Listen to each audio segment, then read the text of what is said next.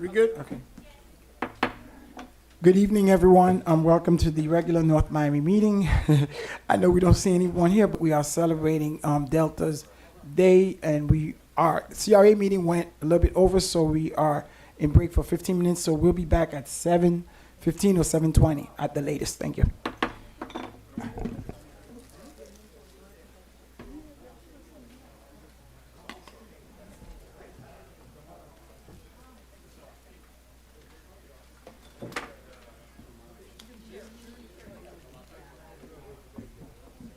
You know what? I took that one out. I came here and I said, well, there's one here already. How do we know if it's a real? I did bring it out. Not my fault. I brought it out. And then I said,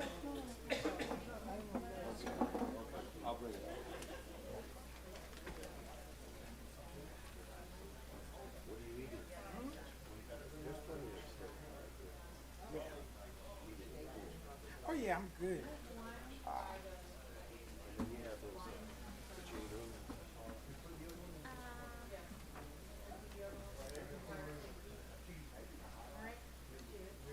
Yes. Oh, yeah, yeah, we're good, we're good. No, so far so good. Thanks, Marsha. Okay, all right, thank you. All right, so I'm taking this one out, right? Yes, take that one out. And this one. That's the one. I love how your knees Here, I'll pass these out, one of each. Wait, this is the council meeting for mayor, you said? Yeah. Oh, okay. And it's the CRA. Okay, that's one.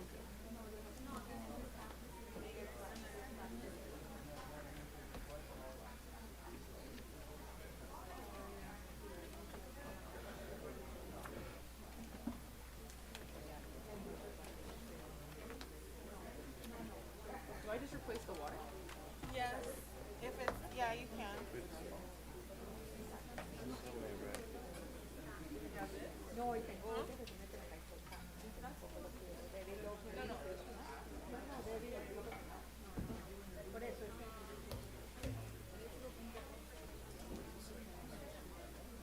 An agenda? Oh, that's right, because she doesn't take it back. No, yeah. No, yeah, he likes it on his iPad, right? Who? Councilman Gavin, does he like it on his iPad? I think so. I think he's, yeah. So I'll just go get one for her.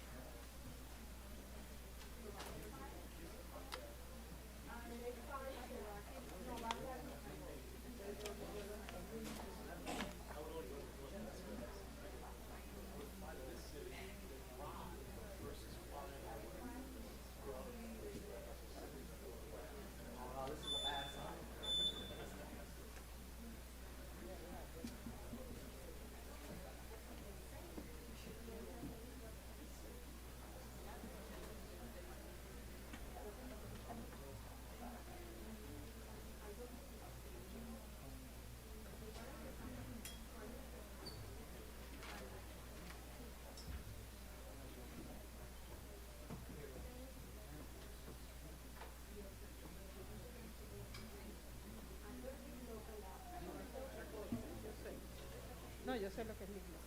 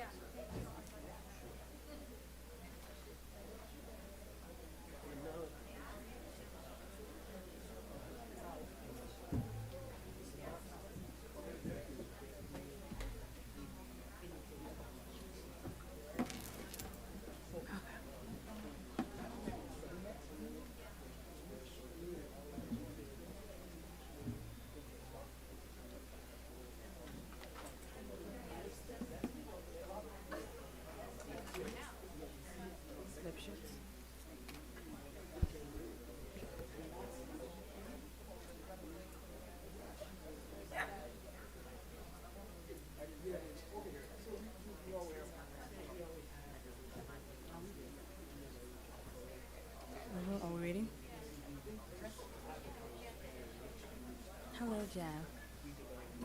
That's so fake. It's such a fake smile.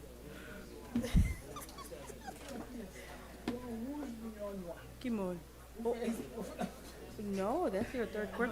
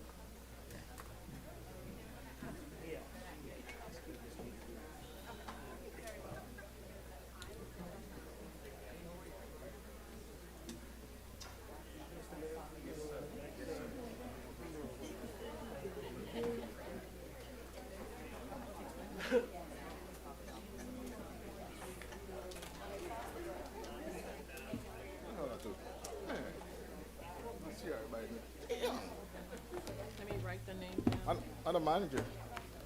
Oh, no. Oh, okay. My store in there. Okay, Bobby's just. Oh, William Chita. I'm going flat.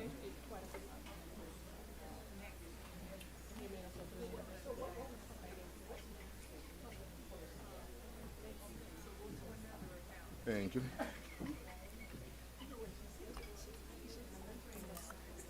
Mm-hmm. Oh my God. Things thick. Yeah. Sorry about it, man. Okay. Yes. Mm-hmm. Mm-hmm. Thick. Yeah. And thank you. Oh, sorry, cool. I thought the mayor was here.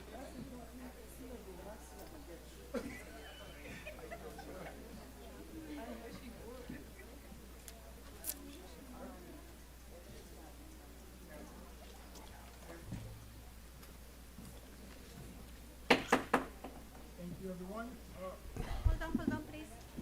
Oh, sorry. We said 20. Yes, we did. No, you good. You. Come back on my head, man. Yeah, you just tell me about my. One good. We're doing dinner break.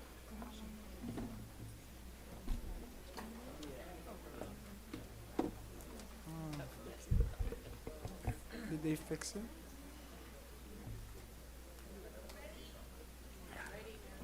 Okay.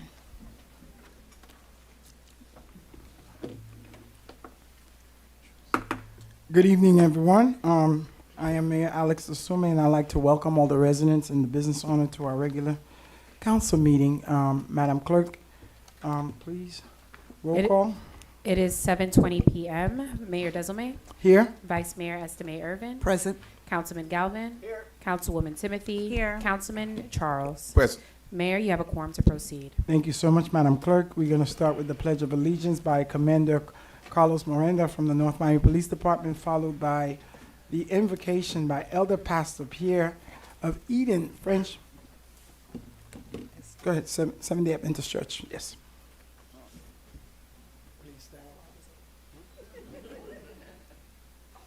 I pledge allegiance to the flag of the United States of America and to the republic for which it stands, one nation, indivisible, with liberty and justice for all. Thank you.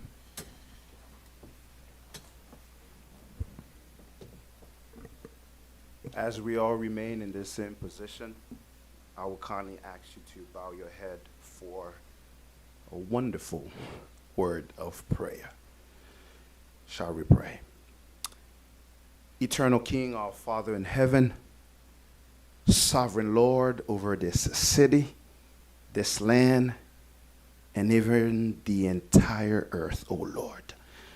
We bless your holy name and we bless you, Father, for being so good to us. We are here today simply because of your mercy, grace, and favor.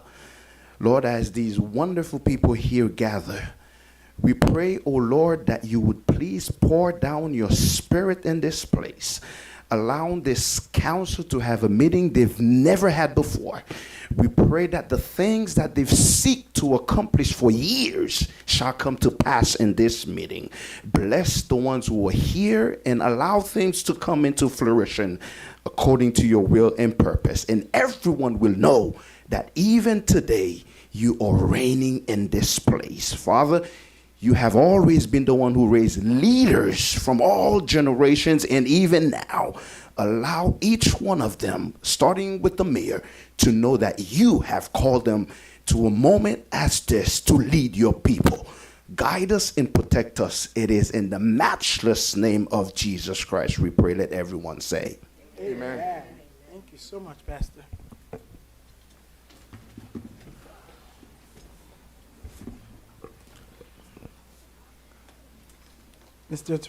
Madam Manager, any additions, deletion, amendment to the agenda? Yes, sir. I'd like to defer tab K to the December meeting, please. Thank you. Any other?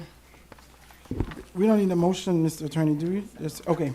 Mr. Attorney, is the agenda set? Yes, Mayor, the agenda set. You may proceed. Thank you so much. We'll have special presentation by Vice Mayor Mary Estime Irving, and then followed by well, let me move it.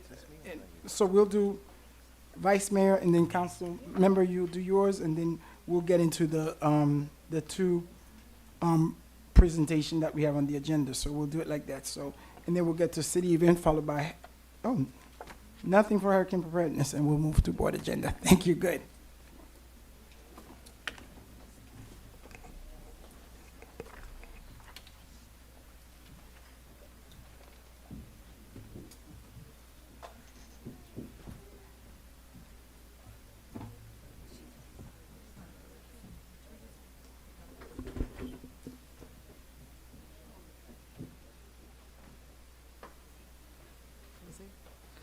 Good evening. Yeah, it's like, I feel like I'm in church. There's a lot of people here. Good evening again, and thank you so much for being here for our council meeting. I am Vice Mayor Mary Estime Irvin, serving the beautiful city of North Miami, representing District 3. But today I'm here before you because it is National Epilepsy Awareness Month. As you know, every year, I personally, along with my colleagues, we proclaim someone or an organization. But before we go any further, we have our Chief of Staff, which has personally been affected by Epilepsy Month in her family. And so I'd like to invite, our Chief of Staff to come and give a couple of words before I actually do the proclamation, and to express the importance of the awareness of this month. So Katia Filippo, if you would come up. Good evening, everyone. Thank you so much, Vice Mayor, for your continued support of National Epilepsy Awareness Month. As she mentioned, my younger brother, who passed away at the age of 18 from sudden death caused by epilepsy, has been a cause that I hold dear and near since 2009. And so I do. It's important for us to understand that amongst other diseases or disorders, epilepsy is amongst one of the highest, especially in the state of Florida. 1 in every 26 person is affected by epilepsy. So it's important for us to be educated, as well as to understand if someone is having a seizure, the do's and don'ts, because those also are life-threatening cases when someone is having a seizure. So I applaud the City of North Miami, who's always been so supportive. And also, just if there's any other information, we have members today from the Epilepsy Alliance Florida. I'm also a board member as of last year of Epilepsy Alliance Florida. And I just want to just express the importance of that, and thank you again. And that's why we're wearing purple. And I want to thank my fellow council members and colleagues for wearing purple, except for the person wearing red. But we love you, Delta. We love you. We love you. We know why you're here. Okay, so I would like to also extend a sincere appreciation to Karen, and I'm going to mess this up, Agazi, Chief Executive Officer of the Epilepsy Alliance of Florida, for gracing us with her presence today. Thank you for all that you do, your organization, to educate and advocate and bring awareness, and your effort. Where are you? Can you stand up to be recognized? Oh, thank you. Thank you for being here. So as you know, I'd like to ask the person that we're going to declare this to be her day in our beautiful city is Patricia Dean. If you would get up, please, and come over here. So Patricia Dean is a nurse practitioner, board member, past president of the Epilepsy Alliance Florida. So whereas November marks Epilepsy Awareness Month, during which the city of North Miami sees the opportunity to honor and to praise individuals who dedicate their lives to raise awareness, educate the community, and support individual affected by epilepsy. And whereas Patricia, a distinguished individual in the field of nursing, earned her Bachelor's of Science of Nursing from Downstate Medical Center and subsequently pursued her Master's of Nursing in an esteemed University of Miami, Patricia Dean has garnered national recognition for her outstanding contribution in the field of pediatrics epilepsy care. Her extensive involvement in epilepsy related initiatives spans across local, state, and national levels, reflecting her deep commitment to her well-being of those affected by epilepsy. Additionally, her previous service as a board member as Epilepsy Foundation of America and her current role as an immediate past president of Epilepsy Florida highlights her exceptional leadership and dedication to the cause. Whereas Patricia is the recipient of the Volunteer of the Year Award of the National Epilepsy Foundation Organization. She serves on the Governor's Task Force of Epilepsy. Whereas Patricia Dean is highly sought after lecturers and has published numerous articles. Her research interests are on the development, pathology, and intratriple epilepsy and self-management skills in epilepsy. Whereas the EFL Annual Award, the Beacon Award, has renamed Patricia Dean Beacon Award in 2012 in honor of Patricia's diligent, tireless effort to improve the lives of those living with epilepsy through exceptional and passionate care service. So now, therefore, in consideration the foregoing, I, Vice Mayor Mary Estimate Irvin, on behalf of the residents here proclaim November 14, 2023, along with my colleagues, Mayor Alex Dezume, Scott Galvin, Councilman Scott Galvin, Councilwoman Cassandra Timothy, Councilman Pierre Franchal, and our elected clerk, in the city of North Miami, further encourage the citizens of North Miami to honor this woman present today. So we declare this day to be Dr. Patricia Dean's Day. Thank you so much for your work. Want to say a few words? Well, I'm listening to that and I'm thinking, who are they talking about, because it's just what I do for a living. I mean, I take care of children with epilepsy, and I've been honored to be able to take care of people from North Miami with epilepsy and people from the whole state of Florida with epilepsy. And I can't tell you what an honor this is for you to give me this recognition. And it's just an honor to take care of people. It just really, it's an honor and a privilege. So thank you all.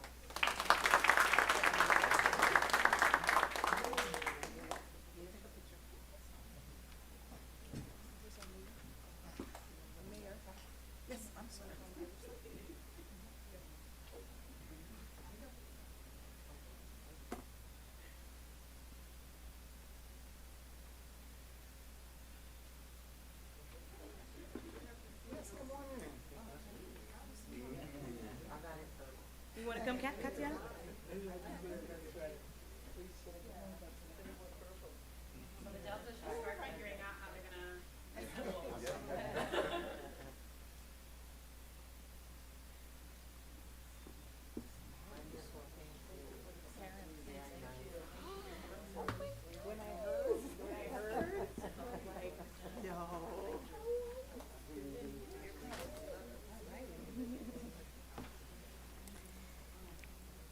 Alrighty, good evening, everyone. I am Councilwoman Cassandra Timothy, and although I am not in purple today in honor of Epilepsy Month, I am in red today because we are celebrating Delta Days at City Hall.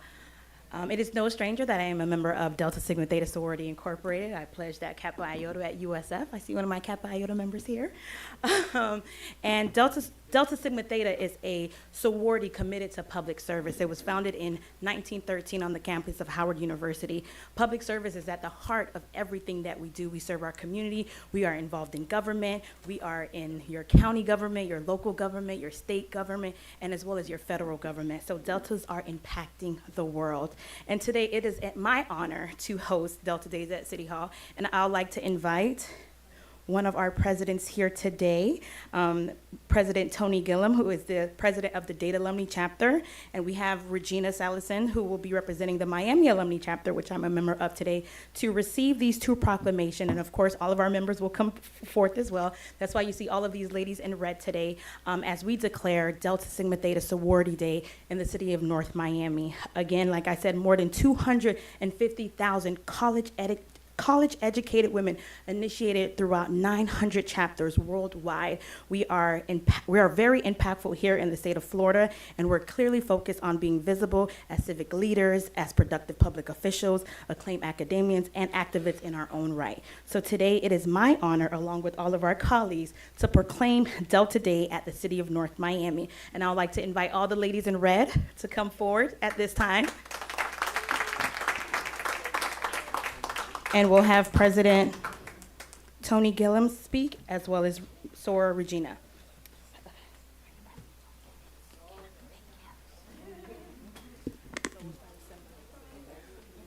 Good evening to the Honorable Mayor and the members of North Miami City Council.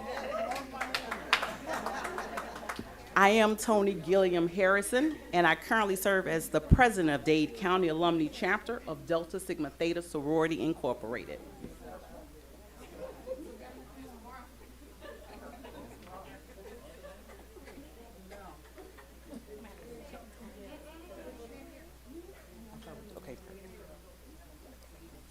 Since the inception of Delta Sigma Theta, we have distinguished ourselves as a public service organization that always leads and contributes to our communities. In saying that, it is a pleasure to be here this evening at Delta Days in the city of North Miami. Social action is what we do every day. We hold Delta Days throughout the United States to increase Delta Sigma Theta's members' involvement in national, state, and local policy-making process. This is the first year that we had the opportunity to come here in your city, North Miami, to listen and participate in your councilman meeting and foster a relationship with the city focused on community advocacy.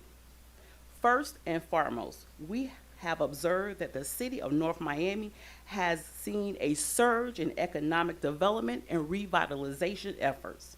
The city has attracted new businesses, participated in technology, and created a creative sector.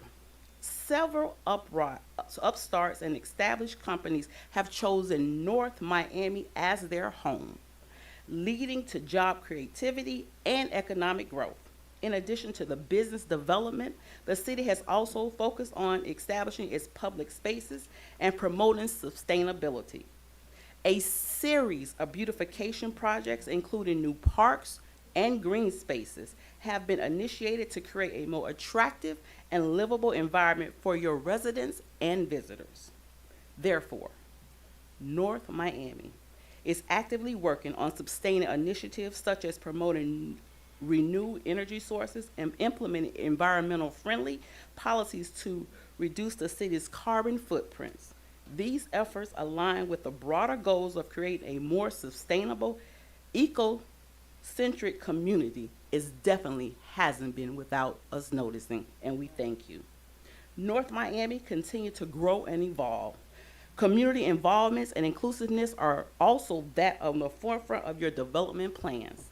Thank you, city. We are excited to see the city actively seek input from residents and stakeholders to make informed decisions that are based to benefit all members of your community. I am confident that these initiatives will continue to grow and prosper North Miami. The city should be commended on their dedication to innovation, sustainability, education, and community involvement that set your stage for a bright future. I encourage you to continue to work with your local, state, and federal government to bring the necessary resources to the city for a long-term improvement. We will continue to stay updated on your progress and your improvements that comes to this beautiful city of North Miami. And we look forward to helping you and being an arm of advocacy for your city. On behalf of Dade County Alumni Chapter of Delta Sigma Theta, we absolutely want to say thank you for a job well done and receiving us this evening.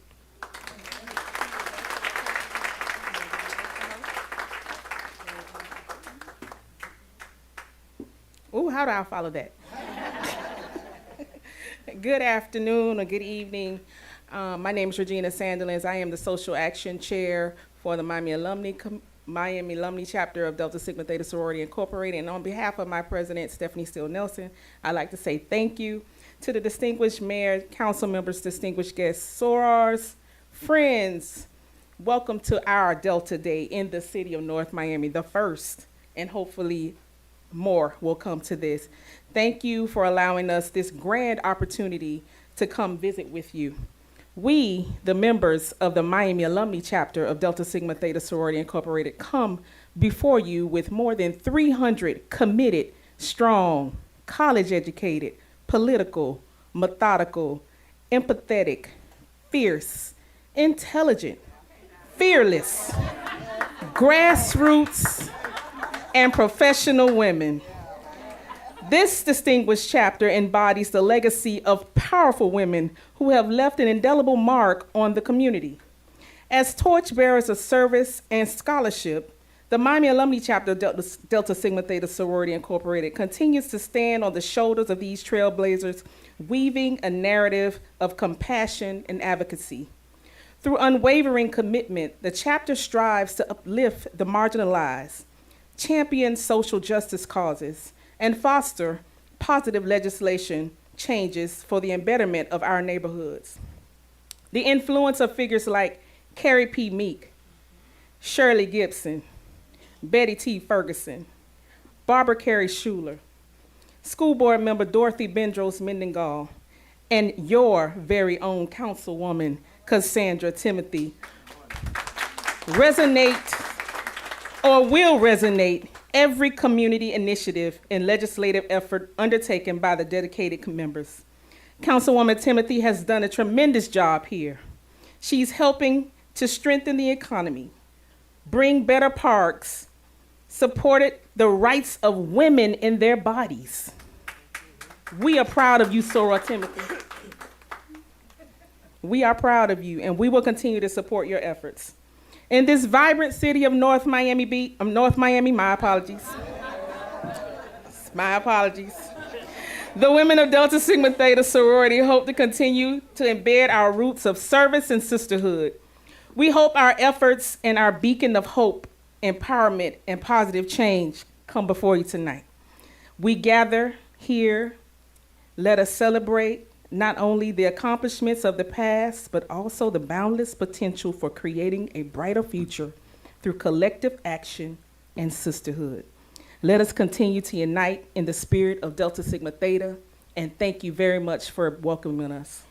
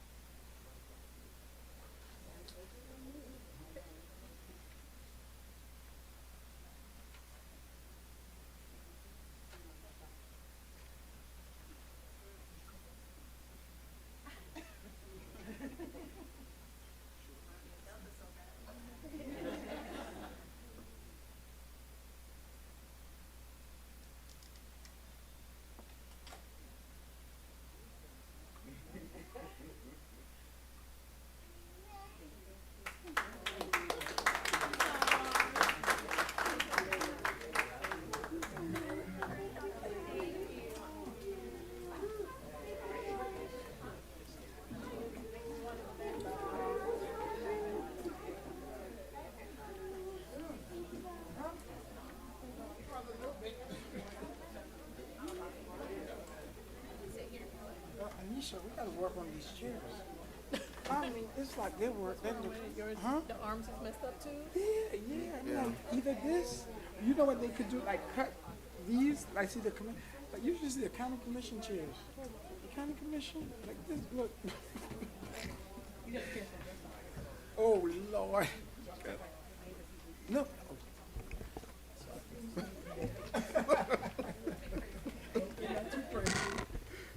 Thank you so much. I think Savannah, you ready? Go on, man. The Deltas. Yes. Oh, yes. I'm sorry. Oh, God. Yes, we have Live Local Act, and then we also have another presentation. No, we already did both. Oh, perfect. How long is this, Derek? 2 minutes. 2? Oh, no, I say 2. We don't try to proceed as quickly as possible, Mr. Mayor, through the presentation. Yes. I know this is an important item that was on a lot of people's mind about this new law that was passed and went into effect on July the 1st of this year. SB 102, the Live Local Act. It was an initiative by the legislation to try to stimulate affordable housing development within the state and try to streamline that process to make it more administratively oriented to get more affordable housing in. It makes various changes and additions to both the state and local level. So rent control, with this implementation of the act, it eliminates the provisions to allow for rent control. It's prohibited now in the state. Funding for affordable housing. It provides up to, I believe that number should be $711 million for affordable housing programs, provides up to $259 million in recurring and non-recurring funds for state apartments, incentive loan, the sale for rentals, a new tax donation program to allow corporate taxpayers to direct certain tax payments up to $100 million annually to the sales program through the Florida Housing and Finance Corporation. It codifies down payment assistance programs, increasing the monetary limit per loan and eligibility. It appropriates $100 million in non-recurring funds. It provides down payments and closing cost assistance eligible for 50 professionals such as teachers, veterans, active duty military spouses of deceased vets, sworn law enforcement officers, paramedics, EMT, and firefighters, to name a few.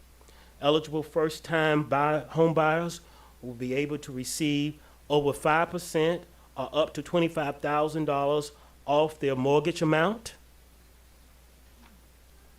The existing programs to help alleviate inflation-related costs increase the Florida Housing and Finance Corporation approved multifamily projects that have not yet commenced construction and intended to fill the gap experienced due to increased construction costs, which we know is going out of the all over the place there. The SB 102 provides $100 million in non-recurring funds from the general revenue funds of the Construction Inflation Response Viability Competitive Loan Program. Previous year's funding has been exhausted. It exempts for land owned by nonprofit entities that are leased for a minimum of 99 years for purposes of affordable housing. So let's say that again. It exempts land owned by nonprofit entities that is leased for a minimum of 99 years from purposes of affordable housing from ad valorem taxes. Exempts for rent-restricted units within newly constructed or sustainably rehabilitated developments, setting aside at least 70 units for affordable housing for households earning 120% of the area median income or less. It authorized cities and counties to offer through ordinance and ad valorem tax exemptions to property owners who dedicate units for affordable housing for households earning 60% of AMI or less. The provision relating to local government properties, city-owned lands, requires jurisdictions to update and electronically publish the inventory of publicly owned properties that may be appropriate for affordable housing development, October 2023 compliance date. Authorize that the Florida Housing and Finance Corporation, through contract with the Florida Housing Coalition, to provide technical assistance to local governments to facilitate the use or lease of city properties for affordable housing. Provision relating to local government permitting, land use entitlements. It preempts requirements regarding zoning, density, height, to allow for streamlined developments for affordable housing in areas zoned for commercial, industrial, and mixed use under certain circumstances. Developments that meet the requirements may not be required to obtain a zoning change or comprehensive plan amendment and must be administratively approved. It removes the ability to bypass states and local laws to approve affordable housing on residential parcels. The SB 102 Live Local Act analysis, land use and permitting parameters. Intended applicable use, projects, multifamily rentals, mixed-use residential rentals with 65% of the space allocated for residential. Eligible zoning districts are commercial, industrial, and mixed-use.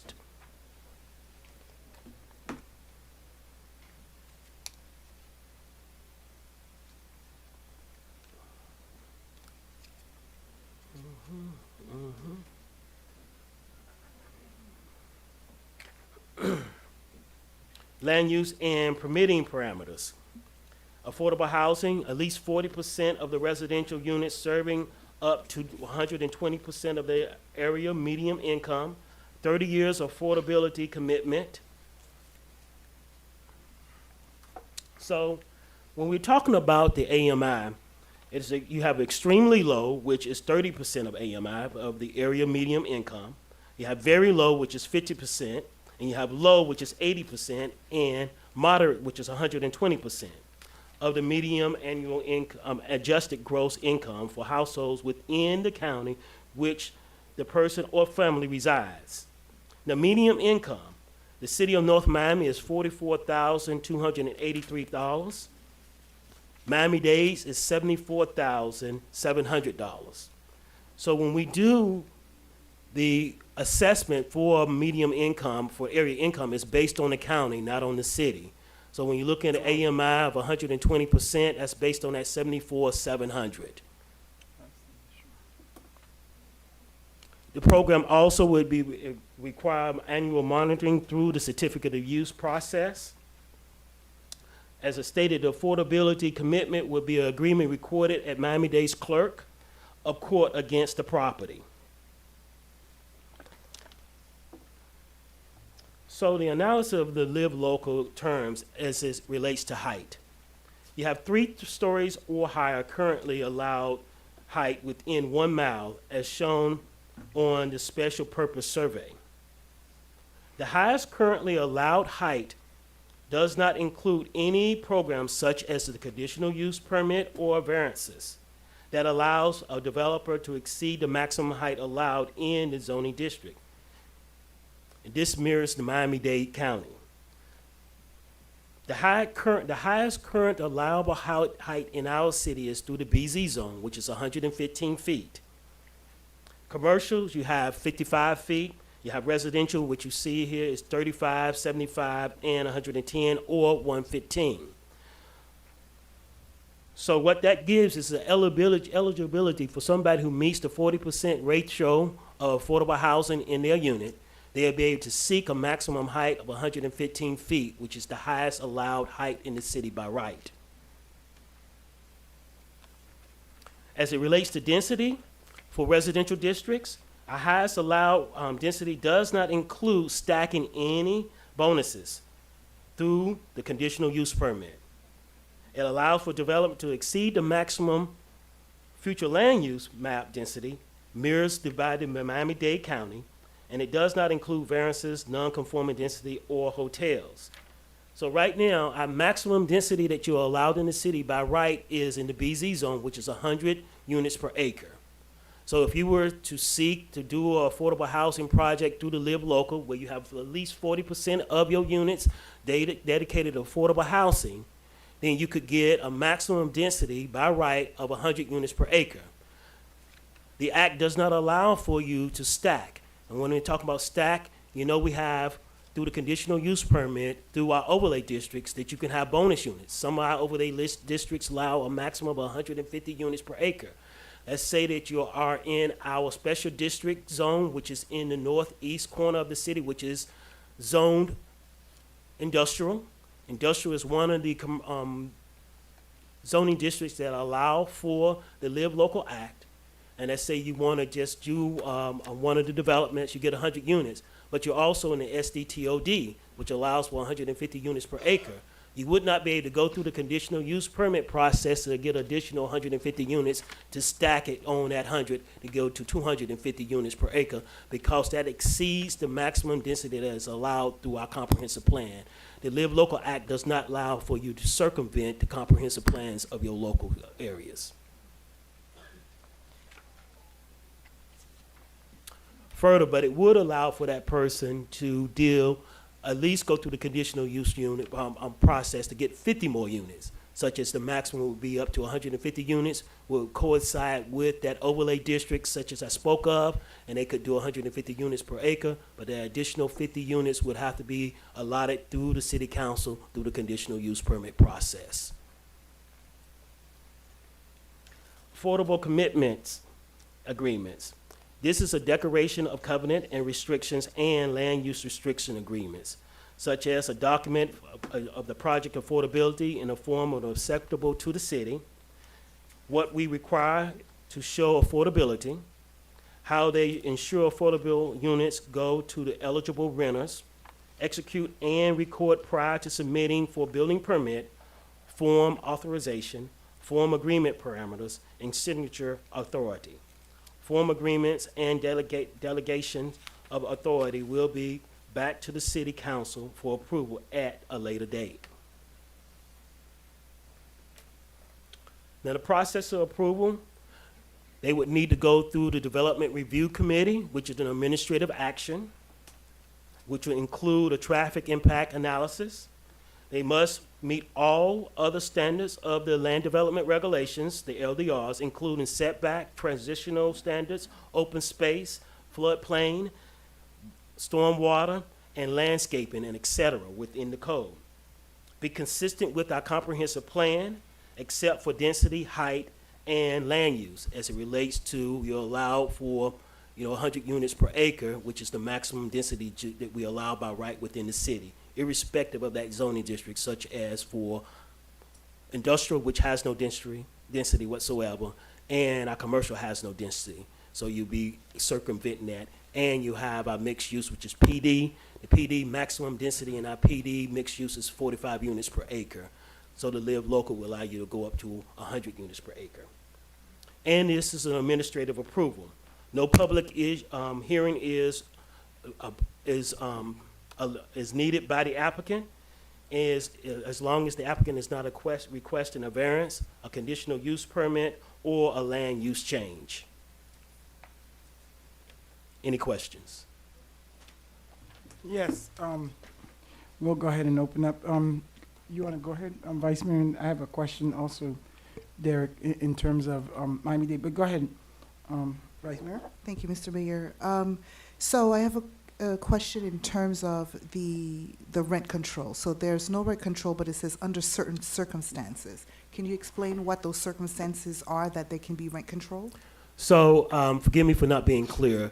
The Live Local Act exempts rent control, period.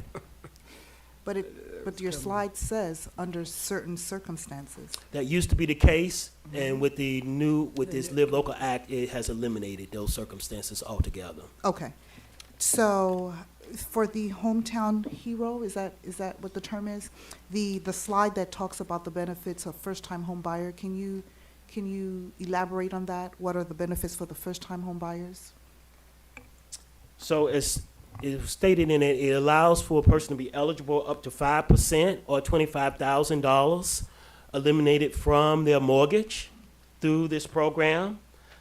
And it is also talked about in the program, giving them monies towards them in their down payments and things to that effect, which is typical with the first-time buyers program. And it'd be up to 3% or so. Okay. And how would they go about applying for that? How would they receive those dollars? Those fundings are coming through the state. That's not local monies that we have. So we would have to, when we get our process together, make sure we have everything available. I think we would have to work with our housing and social services, who often deals with the individual on helping with renting and buying first home, and helping them to be able to facilitate people getting these funds. Okay, so basically it would be through the state, but through our help through the state We for them can to help get, them, yes. for them to be eligible to receive those Yes. funds. And I think those are all of the questions that I Okay. had. Thank you. Derek, let me ask you a question. First and foremost, I know in Miami-Dade County, we have trying to work and do what we do, and I know under the local Live Act, a developer could reserve up to 40% in Miami-Dade County for an apartment for 30 years. And they would be entitled to the highest density? Yes. Okay, and that's only in, and the thing about the Live Local Act stuff, when this was happening, because a lot of these things, and we have been fighting against preemptions from the state, and when you have these Republicans in control, and I'm gonna say it, I do not trust anything that they said. I started to think this was a good act, but once they took the preemptions from local government, and talking to other mayors from all around the state, then that kind of prevent us into what we're doing. So it sounds good, but all of these restrictions, I know, and all of these things that they put, the implementation, we just have to wait, because the state legislature will put things down, and we down on the street have to take care of people and do what we gotta do, and they putting all these restrictions with no funding and say, you guys have to do that. And if we say, well, as a city, there might be some, no, this is what you have to do, and this is what it is. And we have been fighting with the National League of Cities, with the Florida League of Cities, all of these preemptions and things that would prevent us from even doing what we can. But unfortunately, it is what it is. So I guess we just have to wait and see how this is. But there was one correction. During our briefing, we did get clear, because there was something in the provision of the act that says that us as the city or the municipality, it wasn't clear, but we did get clarification. We'll have to give up land, and okay, so it is, we just have to make it available, and then it'll be up to that. I did talk to our lobbyists to make sure we do, but it is what it is. We just have to wait and see how this is gonna work. But I think North Miami, we do the best we can with affordable. Yes, Councilwoman, go ahead. And thank you for this presentation. I know it was one that I know I requested for a while after following this act, because as the council is aware, we voted for a housing study, and that housing study was to see if we could trigger a rent control in North Miami, because the rent have been going up so high. So that was an item that I sponsored, and we were in the process of trying to, use that one little, preemption that we had. And then that following year, the state legislature decided to remove that power that local governments had. And so my question was, because ours is 110 feet, so does that mean that they'll bypass the CU, the site plan process, and they could just outright build, or do they still have to request from us those units and so forth? They still have to go through the process, correct? Like if someone wanted to say, hey, I'm using Live Local and I'm gonna build affordable housing, that what rights does it give them where they would bypass us in some instance? So it does allow them to do administratively, but it does not circumvent, and they just don't get to go straight to building permit and let's go. They still would need to go to the development review committee process, which is administrative, and during that process, they would need to provide certain documentations that codify that they are going through the Live Local, that they are gonna devote 40%, at least 40% of the units to affordable housing, and they would have to record this through a restricted covenant with Miami-Dade and other agreements that are that the legal department find reasonable to be recorded, and it also needs to be for 30 years. Okay. They're affordable. Okay, thank you. I have a quick, thank you, Mayor. On the topic of affordable, and the Leave Local Act said that the AMI for the city of North Miami is about $44,000, and for Miami-Dade County, about $75,000. And from your presentation, you said that they go by the county AMI. So now, how is that affordable for somebody who's living in North Miami? Well, that's the quandary, of course. Yeah. But one of the criteria they do speak about when they talk about the definition of affordable, it is supposed to be no more than 30% of your gross income. That includes utilities and the rent. It just not, and your insurance if you're buying. So, and that fluctuates in some counties because of their, what may be there, such as here, because we have 44,000, that may be more than 30% for us. But in other counties where they have annual, when they have an area median income of 100,000, it may be less than 30% for them because their income is so much higher for them in that area. So, that is the quandary. So we're in trouble. So we cannot leave local in North Miami. Sure can. Thank you, Mayor. Thank you so much, sir. Thank you, Derek. Yeah. Any other questions? Thank you so much. I have one. Yeah. The presentation you just made, is it available online anywhere already, or can we? You can have it. We don't have it online, sir, at this time. No. I mean, Can we it's put it it was online? uploaded. It was uploaded with the council Package. agenda. Oh, But okay. Okay, thank you. We could put it online. Thank you so much. But before we continue, I just want to say, as part of what we were talking about here with the Florida legislature just preemption some of these things, and I don't trust them. I'm gonna say it. One of the result of their actions again, and if you didn't know this, we have gotten an increase countywide on gun violence. And last night, I would like to take a moment to send our thoughts and prayers to those who were affected by the tragedy of the shooting incident that occurred last night, where 3 people lost their lives. And, you know, again, our thoughts are with the victims and their families, and we understand right before the holiday. But I must sit here and say, this law came in, this permitless law, whatever that they have, July 1st. And we experienced 2 weeks before the law as a result of the law. And I have been on this council for almost 10 years.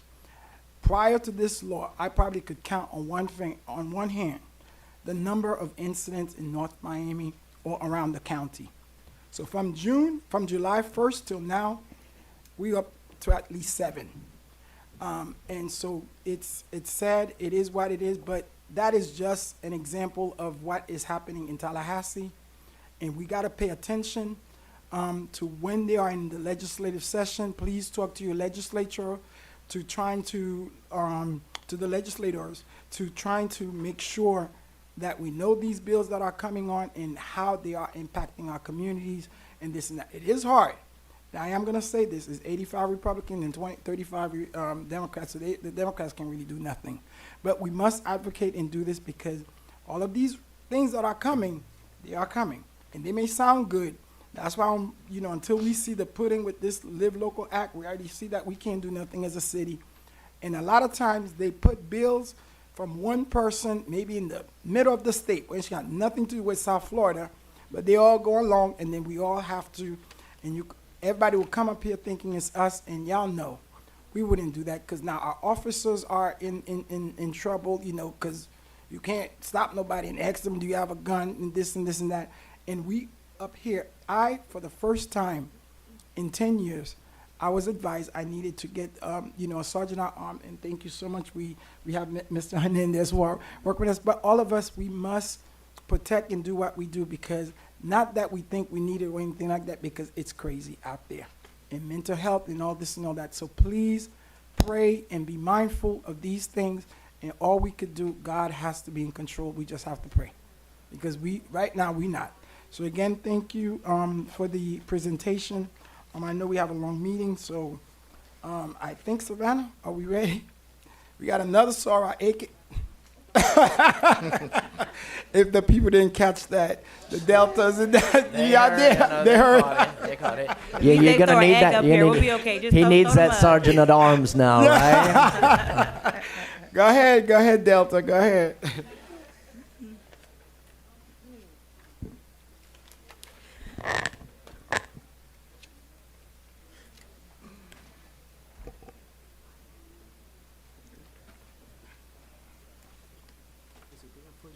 Need me to close.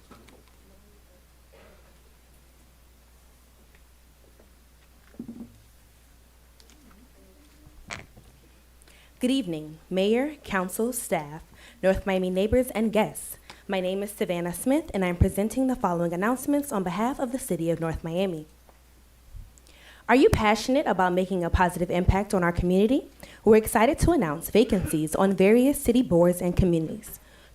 We want you to be a part of it. For more information or to apply, visit northmiamifl.gov/232/boards-commissions or contact the Office of the City Clerk at 305-895-9817. The City of North Miami is seeking experienced technology support vendors to provide tech assistance to small businesses through the Smart Biz City Grant Program. Select vendors will have the opportunity to provide needed tech support to our local businesses.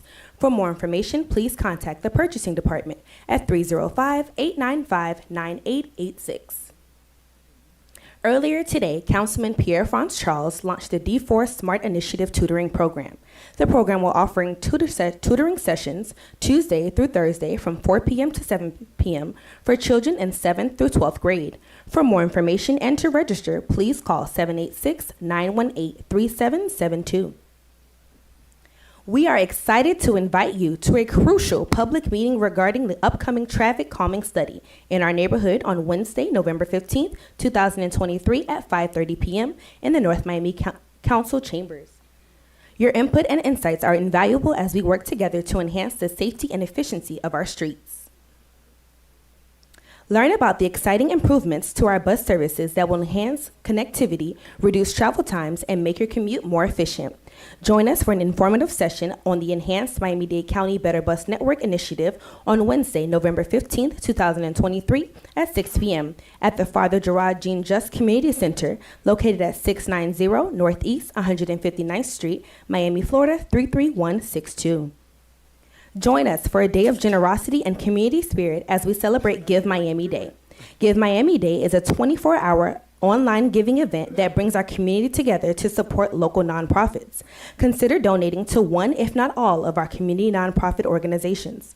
Early giving is happening now. The official and last day to donate is Thursday, November 16th, 2023. To donate, please visit givemiamiday.org and search North Miami. North Miami Mayor Alex DeSume is hosting his annual turkey giveaway on Wednesday, November 15th, 2023 at 9 a.m. in front of the North Miami Police Department. The distribution is on a first-come, first-served basis. Please register at Mayor DeSume's turkeygiveaway.eventbrite.com. Ready to make your home ownership dreams a reality? Councilman Pierre-France Charles on Friday, November 17th, 2023, from 5 to 7 p.m. at the Sunkist Grove Community Center for a first-time home buyer session. For information or to register, call 954-504-1729. Councilwoman Cassandra Timothy is thrilled to invite District 2 residents for a special Thanksgiving meal distribution on Saturday, November 18th, 2023 at 10 a.m. at the North Miami Public Library. To register, please call 305-385-8662. Valid photo ID is required. Join the Getting Gear Community Bike Ride on Saturday, November 18th, and experience a scenic ride through our beautiful city of North Miami. This month, we ride in honor of National Epilepsy Awareness Month. Registration begins at 8 a.m. over at Mocha Plaza, where the ride will promptly start at 8:30 a.m. and end 90 minutes later. Join the City of North Miami and FIU for the 2023 North Miami Brewfest on Saturday, November 18th, 2023, from 2 p.m. to 6 p.m. at the Nomi Village. For a limited time, use discount code NOMI20 to enjoy 20% off. Tickets are now on sale at www.northmiamibrewfest.com. We are excited to announce our out-of-school Thanksgiving camp, where learning meets an adventure and fun. The North Miami Parks and Recreation Department will provide 3 days of fun activities and field trips for children ages 6 to 14 years old. Lunch and snacks will be provided. To register, visit the North Miami Recreation Administrative Office located at the Scott Galvin Community Center. North Miami Rehabilitation Program Lottery Drawing will take place on Wednesday, November 23rd at 10 a.m. in North Miami City Hall and the Council Chambers. Attendance is not required for lottery participants. Lottery winners will be notified by phone or email and must submit updated documents to verify eligibility. The City of North Miami is happy to invite you to the 48th Annual Winter National Thanksgiving Day Parade on Thursday, November 23rd, 2023 at 10 a.m. Enjoy spectacular bands, entertainers, community groups, and parade floats along Northeast 125th Street from Northeast 6th Avenue to 12th Avenue.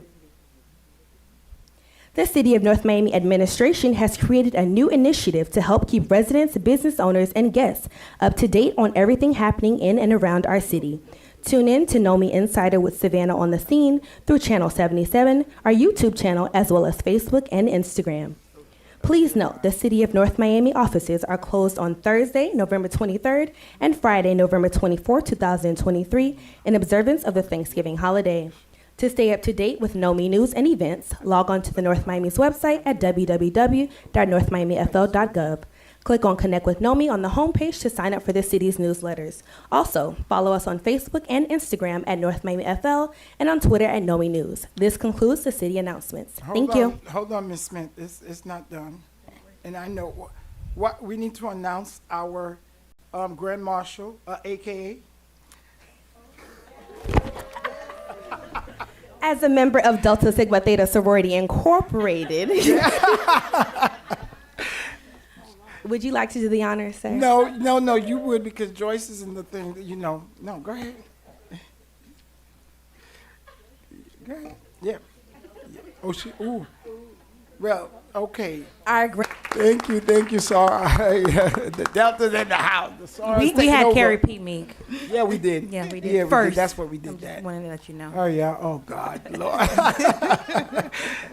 Thank you so much. Thank you, Deltas. We I love y'all equally. Mr. Mayor, may I equally. Yes, May I ma'am. have a point of privilege, Absolutely. please? So I'd like to acknowledge Melanie Burke, which is a Oh, representative of Mayor Levine Cava. Yeah. And if she wouldn't mind, I'd like for I also for see the her to office come of up. Mickey Steinberg as well, She- too. Right. Oh, Oh, really? Mickey in the back. Where's Commissioner Well, Steinberg? no, her staff.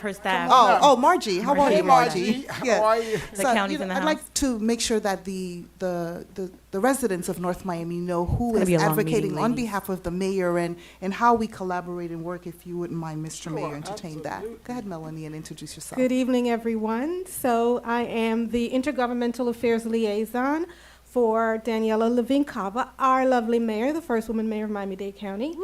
And I have 10 municipalities that I'm responsible for, and North Miami is one of them. So any issues that North Miami is having to do with the county, or they need to get connected to resources, or they just need to contact someone, I'm their person, and I'm on speed dial and email with everyone. That's right. That's right. Thank you so much. Thank you. Thank you so very much. We do have a long agenda. Thank you, Madam City Clerk. We have board's appointment. Do we have from Board of Adjustment 1? We do. Okay. A resolution of the mayor and city council of the city of North Miami, Florida, appointing Kenneth Each at large to the Board of Adjustment. the term ending on November 19th, 2024, in accordance with Chapter 29, Article 2, Section 2-302 of the City of North Miami Code of Ordinances, providing for an effective date and all other purposes. So once again, it's an appointment for Kenneth Each to the Board of Adjustment. So moved. Second.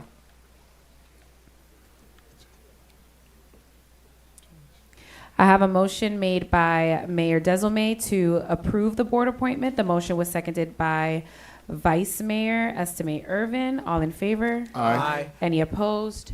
The motion Quick carries question, with Madam a Clerk. 4-0 vote. Sure. Quick question. Which appointee or appointment was it, or is he at large? Yeah, I apologize Large? because I Okay. didn't have that, but give He's me at 1 large. second. They told me. It's an at-large appointment, but you're Awesome. asking who made the request? No, not that. I was just Okay. wanting to know if it was. Yes, it's an some- at-large. It's an Awesome. at-large. Yeah. Thank you so much. Consent agenda.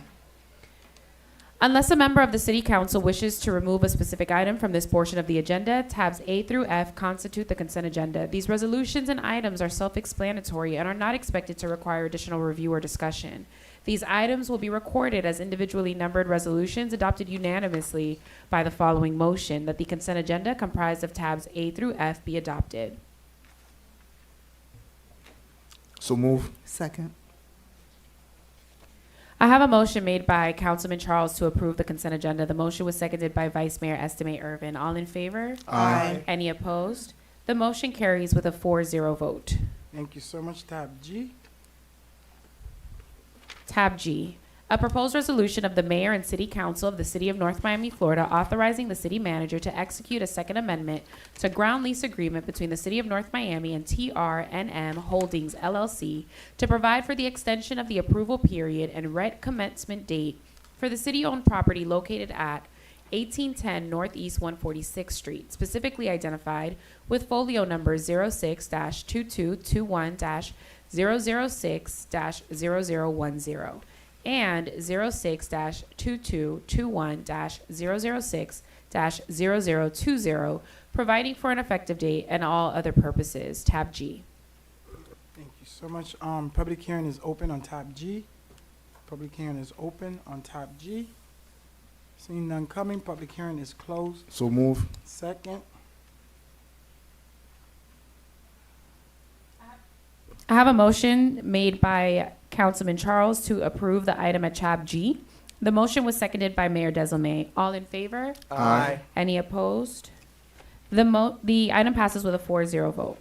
Thank you. Tab H. Tab H, a proposed resolution of the Mayor and City Council of the City of North Miami, Florida, approving the guidelines attached as Exhibit A, providing for the allocation of funds to community-based organizations from the general fund, providing for an effective date and all other purposes. Tab H. Thank you so much. Public hearing is open on tab H. Public hearing is open on tab H.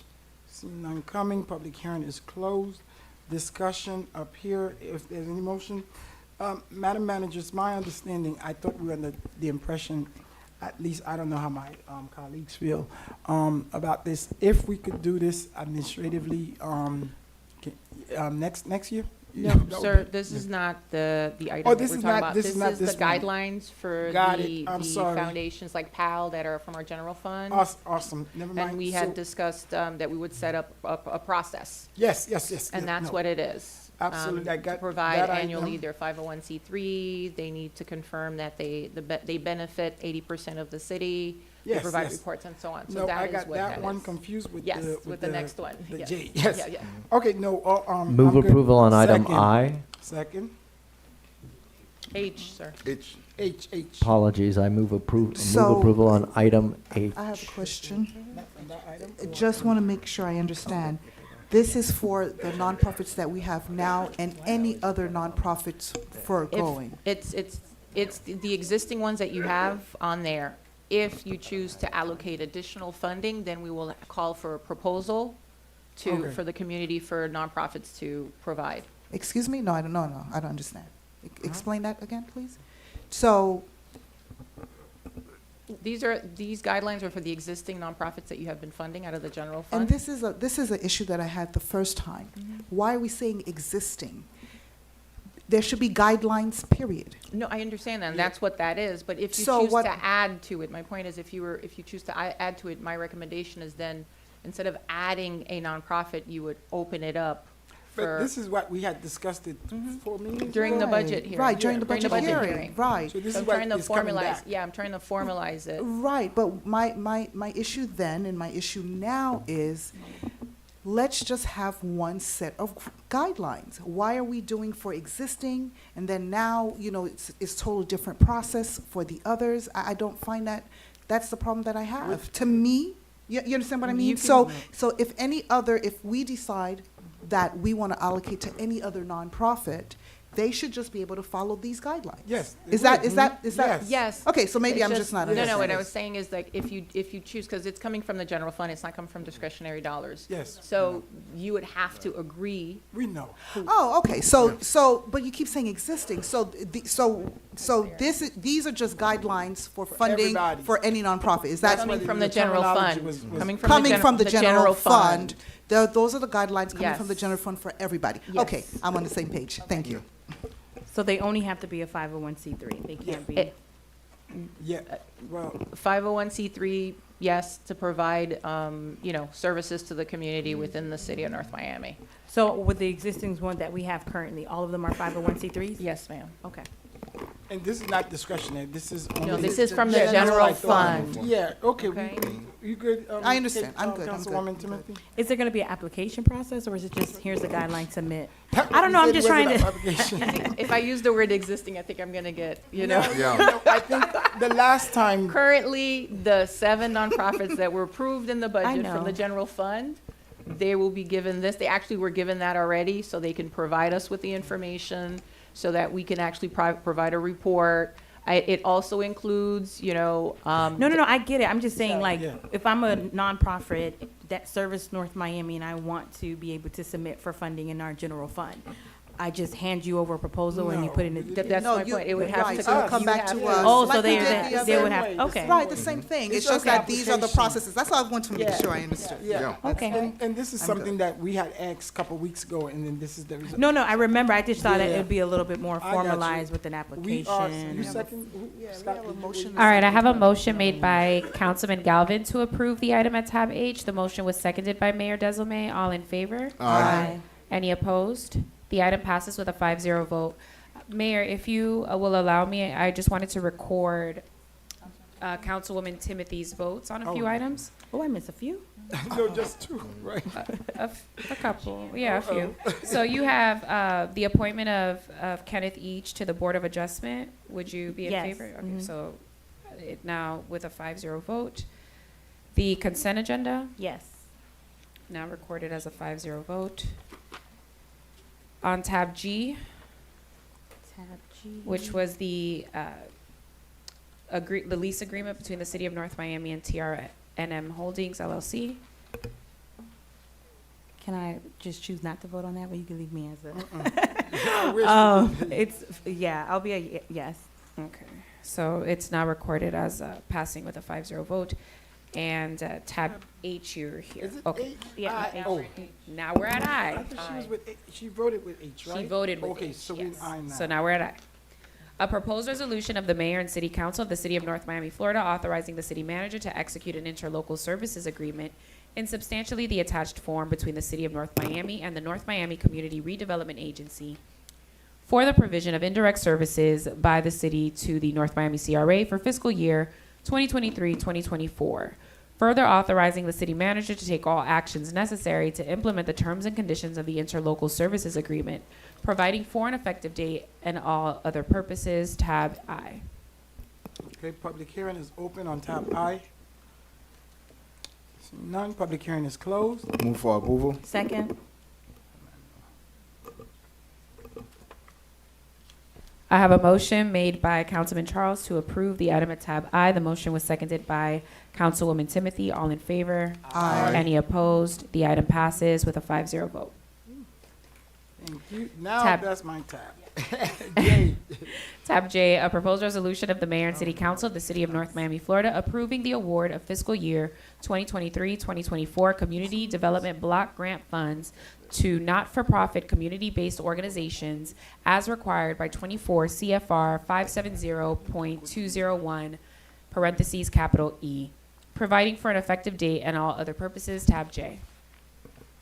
Thank you. The statement I made previously, Madam Manager, applied to that This one. And I item. think, Yes, I sir. think the director got it. Thank you so much. Public hearing is open on, well, I'm assuming there's not no presentation at this point. Public hearing is closed on the item. Public hearing is closed, and members of the council, in previous years, I know we usually, and we hate doing this. That's why I was like, whatever we could do in terms of possibly the administrative rules with doing this. I saw it, I had little questions, but I said, whatever you guys would do, I'll put my question. If we're good to go, we're good to go, but you do, I think, no. Hold on, are you proposing that this does not come to us anymore and it just happened? Yeah, that's what fine. they said it would have been done, whatever, but now we have to deal with this one. So are you okay with the allocation? Because whatever that we could do. Yeah, I'm okay with it.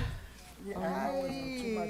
Yeah, the North Miami Foundation, here's the thing, and we gotta be, and as much as, so we give them from from the general fund. Yeah. So we gotta be careful with the double dipping in terms of what we do. So the other ones does not get anything. Any other besides the North Miami Foundation, Madam Manager? Anyone We on there? removed PAL, I think, one year, and Yeah, we. PAL got removed because we got money. They're not on here no more, right? Yeah. Yeah, no. they good. So, and then we are fighting, so that, I don't have a problem with them. Right, This is but what I think we need to know moving forward. in No, terms but of- I honestly, Yeah, I don't want to get into it, but go ahead. but Vice Mayor. yes, I see your point. I would, if you guys could entertain me, I'd love to allocate some dollars, maybe take out some dollars from North Miami Senior Foundation and give it for Global Initiative. They have May- a health, May make if we're going to Sure. start divvying and dividing, little whatever, bit. can we just continue this to the next? We've got a beast of an agenda in front of us. Or it's I don't know if you can. Can I, huh? So- She cannot, this is her So second can we one. just leave it as is, out of fairness to the organizations who are, probably aren't here? Yeah, but they, So I'd rather the table only, it then if you yeah, because my only concern is, that, Are you on a deadline, Ms. Brazil? Is that what she's saying? To have the Can contracts we- have to be, To be in done, compliance? so we can okay, draw them down. then, okay, I think we do what we do this time, I think it's very clear, and whatever I think we could do, Vice Mayor, So- with the Is other any of them organizations. new? no, Like, no, who's can new? There are some so I just would like to see 4,000 come out of North Miami Senior Foundation and go to Global Initiative Foundation. That's I the don't other know thing. who Global Initiative Foundation is. I'd love to hear their presentation. I don't know if they're here, and I also don't think it's fair to the Senior Foundation to snatch money from them We without not. them. But we've No, given them on the other they side. got money from our. Trust me, I know, And you know that, I you know. know that I I'm know. a former board No, member, so I know, but that's just not- out of fairness, the fact that those groups aren't here tonight as we're about to vote on this, I mean, unless you're all here, are all the They're always asked- organizations they're here? always asked to be here. All right, here's what I'd ask that we do then. Let's move the one that everybody's here for, move that up till now, and then come back to this afterwards so we can have presentations from the nonprofits and we can vote on different allocations. Because this could get real cumbersome, and I think 2/3 of the room is here on one item, and if we can let them go home early.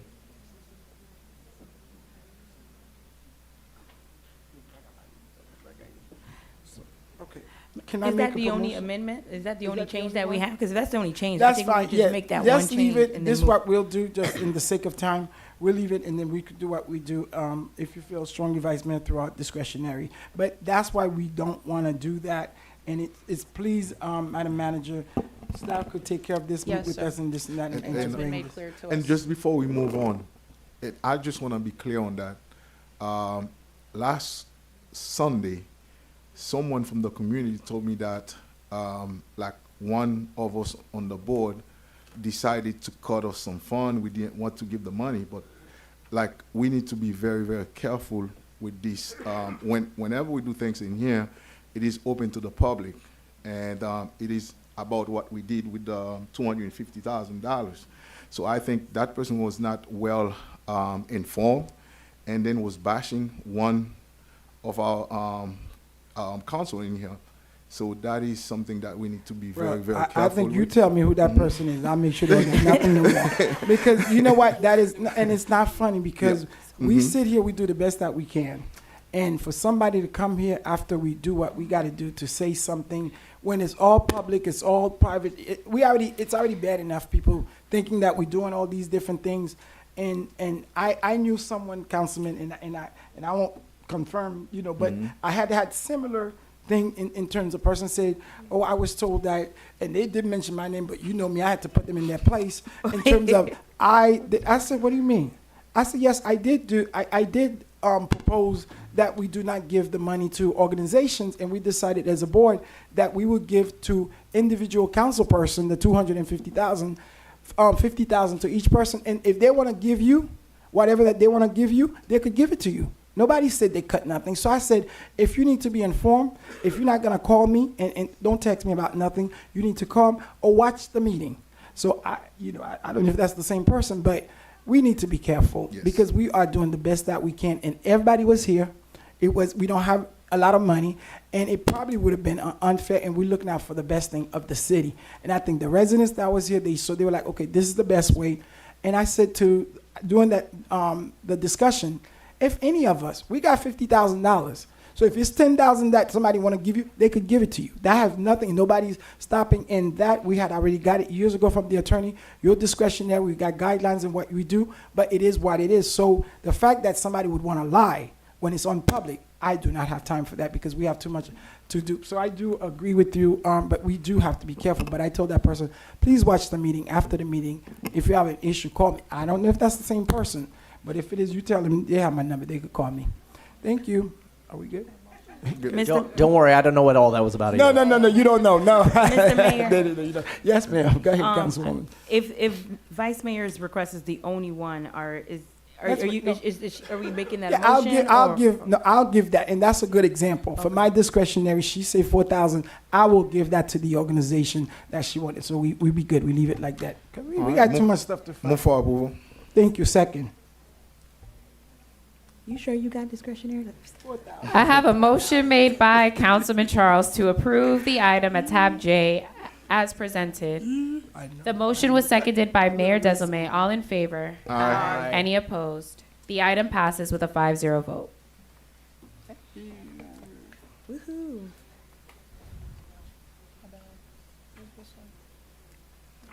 Tab L, a proposed resolution of the mayor and city council of the city of North Miami, Florida, authorizing the execution of an interlocal agreement between the city of North Miami and Miami-Dade County to provide for the transfer of a portion of the city's Biscayne Shores sewer service area to the county, providing for an effective date and all other purposes. Tab L. Madam Clerk, I think we skip. No, yeah. Oh, I yeah, was we just moved it. out. Thank you. I just asked the Vice Mayor, wait, where we going? Thank They you. just clarified. Thank All you right. so much. Public that hearing out. is open. See none coming. Public hearing is closed. Move to approve. Second.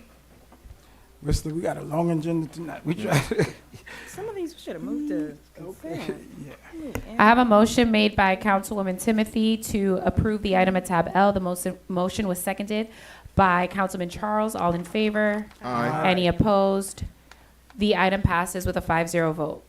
Tab M, a proposed resolution of the mayor and city council of the city of North Miami, Florida, authorizing the city manager to issue purchase orders to Loyce North America of Alabama LLC in an amount not to exceed $440,000 annually for the purchase, delivery, and discharge of quicklime for the Winston Water Treatment Plant, utilizing the cooperative purchasing provision pursuant to Section 7-169 of the City Code, providing for an effective date and all other purposes. Tab M.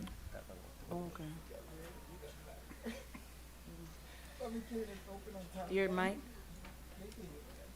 Public hearing is open on tab M. Public hearing is closed. Move for approval. Second.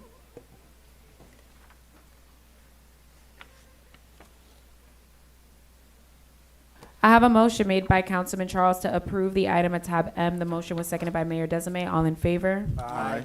Any opposed? The item passes with a 5-0 vote. Thank you, Madam Clerk. Tab N. Tab N, a proposed resolution of the mayor and city council of the city of North Miami, Florida, authorizing the city manager to issue purchase orders to Hawkins Water Treatment Group, Inc. for a 1-year term in the aggregate amount not to exceed $75,000 for the purchase and delivery of ammonium sulfate solution for the Winston Water Treatment Plant, utilizing City of Palm Coast ITB number UT-22-45, providing for an effective date and all other purposes. Tab N. Thank you. Tab N is open to the public for public hearing. And tab N is open. This is our favorite piggyback, Alberto. Move for approval. Second. City of Palm Coast. I have a motion made by Mayor Desame to approve the item at tab N. The motion was seconded by Councilman Charles. All in favor? Aye. Any opposed? The item passes with a 5-0 vote. Tab O, a proposed resolution of the mayor and city council of the city of North Miami, Florida, authorizing the city manager and city attorney to negotiate and execute an agreement between the city of North Miami and Ambro, Inc. for engineering consulting services for the traffic circle at the intersection of Sans Souci Boulevard and Northeast 118 Road and related right-of-way improvements project at a cost not to exceed $67,060, providing for an effective date and all other purposes. Tab O. Thank you. Tab O is open to the public. Seeing none coming, tab O is good. Move for approval. Second. I have a motion made by Mayor Desome to approve the item at tab O. The motion was seconded by Councilwoman Timothy. All in favor? Aye. Any opposed? Item passes with a 5-0 vote. Tab P, a proposed resolution of the mayor and city council of the city of North Miami, Florida, authorizing the city manager and city attorney to negotiate and execute an agreement between the city of North Miami and Government and ERP Implementation Services, LLC, to provide the city with enterprise resource planning, ERP software implementation, and project management consulting services on an as-needed basis for an amount not exceeding $175,000. Waiving competitive bidding in accordance with Section 7-120B of the North Miami Code of Ordinances, providing for an effective date and all other purposes. Tab B. Tab P. Oh, okay. I'm like B. Okay, P. Good. Public hearing is open on tab P for Peter. What? Public hearing is closed. Move for approval. Second. What is that on the top? I have a motion made by Vice Mayor Estime Irvin to approve the item at tab P. P is in pressure. The motion was seconded by Mayor Desome. All in favor? Aye. Any opposed? Item passes with a 5-0 vote. Tab Q, a proposed resolution of the mayor and city council of the city of North Miami, Florida, authorizing the city manager and city attorney to negotiate and execute an agreement with MT Costley LLC for the provision of supplemental building inspection and plan review services on an as-needed basis in an amount not to exceed $400,000, utilizing City of Doral contract number 2023-04 in accordance with Section 7-167 of the North Miami Code of Ordinances, providing for an effective date and all other purposes. Tab Q. Thank you. Public hearing is open. Public hearing is closed. Quick question, Madam Manager. I did ask this in briefing, and so maybe to you, Ms. Daniel. How would this improve our building department? Ms. Anisha? Yes, okay. I'm sorry. No, take your time. I didn't. I'm sorry, Mayor, can you ask the question? Absolutely. MT Now I say, how Costley, would, this company is going to yes. provide the support that we need for the building department. As you know, not only our department is short-staffed, but most cities are short-staffed. So this company will provide review and inspection services to help us with not only our small-scale projects, but the large-scale projects. Because also the state law has a clause that says if they have a private provider, we need to review and approve their plans within 20 days, which we cannot meet, and that would be a violation of state law. Oh, So we God. do See? need this support. that's the preemptions again. And Thanks to the finally, we are Republicans. aggressively hiring. However, until we can fill those positions, we need the support from We this got company. it. Thank you. And this is for 1 year? Yeah. It's the staff. Sure. Yes, Councilman, go ahead. So how many staff members are they giving us? Are they Yes, giving us sir. full-time people? So it's on an as-needed basis, Okay. and so we'll send them work on an as-needed basis for Okay. review and Okay. inspection work. So they're physically not having to relocate to the city. We have to No. find No, some no, no, office no, space. Okay. no. 'Cause we worked with them No, 10, that was capped, 10 right? plus years That was ago. cap. Yeah. MT Cosley was in there somewhere. Anyway, Yeah, I- yeah, I got the, you. the point But is still, yeah. we had an issue with trying to find Yeah. space for them, and I remember. And I- for yeah. us, more importantly, it's because with these large-scale developments, they come with their own private provider. And if our staff, we're not able to meet that requirement, we don't want to be Right. out of compliance. And, Councilman Galvin, also to add to your question, we are going to do a trailer, a small trailer that we're going to put on the side of the building department, so it's going to provide us some additional space for those Great. individuals when they come to review and utilize the documents. Thank you so much. And, Thank uh, you. and, Go ahead, Councilman. no, quickly, this contract will basically for new construction, and they're also there for existing building and everything? Yes, Okay, they are okay. providing support to the existing staff that are, overwhelmed with the reviews and the inspection requests that we're receiving. All right. What i- Move forward. what is the length of the term? 1 year. 1 year, right? Is 1 it year. just a year? Just wondering. Then we'll evaluate if we need them. It would be 1 year, Alberto, it would be Okay. 1 year, and we would have to bring it Alberto, back to you yes. for renewal if we need it. Yeah, okay. Yeah, what are the So this is a terms? year, Mr. Alberto? Yes, it is. It'll be Alberto Estrada for the record, purchase director. It'll be on a year-to-year basis. Okay. Basically, we're utilizing a contract that was issued to them by the city of Doral. It was just recently issued to them, so it'll be on a year-to-year basis, and as was mentioned by the manager and the DCM, it's on an as-needed basis. Right, It's- so they not to draw exceed, down. right, so is it year to year, but not to exceed, what, 3 years, 5 years, what No, is it? no, no, no. No, it's just a Yeah, year to year. yeah. Okay, I just want to understand the terms. And Alberta, And- this is our favorite piggyback, right? From Doral. We Just messing a with you. Go question. ahead, Councilwoman. Is this like a drawdown, like, so when we use their services, we pay? It's not like Yeah. an automatic, we're paying them? Yes. Okay, that was one. And then two, do we know currently what is our backlog right now in building? Because I get Oh, God. quite a few emails about people who've been waiting over a year for like a reoccupancy. I think we got that one this week or oh, that's not, Okay. okay. But I'm just saying, what do we know what our backlog is as of like today? Or how bad is it? Give me a few minutes and I can get you that information, Okay. because I get a report on a weekly basis of the Can you daily. share that report with us? Thank you. Okay. Awesome, right, Councilwoman? I think, yeah. Because bulk of the complaints that because I'll forward it to y'all. Yeah. It's a lot. Okay, thank you so Thank very you. much. I think we Yeah, seconded. yeah. Okay. We need a second. Yeah, I made a No, we motion. did. No, I made, You okay, said- second. I have a motion made by Councilman Charles to approve the item at tab Q. The motion was seconded by Mayor Desilme. All in favor? Aye. Any opposed? Item passes with a 5-0 vote. There is a term here. There is? Wait a So minute. I Go just, ahead. I'm okay with it, that's fine. But there is a term, it's 3 years with a 2-year renewal option? That's correct, Madam Vice Mayor. Right, so that's not year to year, that's so, thank well, you. Well, it's- Yeah, so it's well, for hold 3 on. years, no, there's a difference. Exactly, there's a You're big right, there's difference. well, that's the underlying contract, and we can terminate the contract whenever we determine. Okay. Now, there's a terms also for terms of termination. In other words, and termination means with or without cause, right? Okay. It's simply, That's- we don't need your services No, anymore. I don't have an issue, Right. Alberto, but that wasn't the right answer. I just want to state that on the record. There's a difference if we can terminate, but what are the terms? The terms are 3 years and a 2-year renewal, and that's what I wanted to know. But thank you. And if I just may add, because you're very observant, and you caught that in section 1.2, but then 1.3 right after that says that the agreement may be terminated for any reason whatsoever with 15 days' notice. So literally, Yeah. 15 days' notice, you can terminate it at any Got point in it. time. So I just Right. wanted to, Okay. be clear. Thank you so very much. We did vote.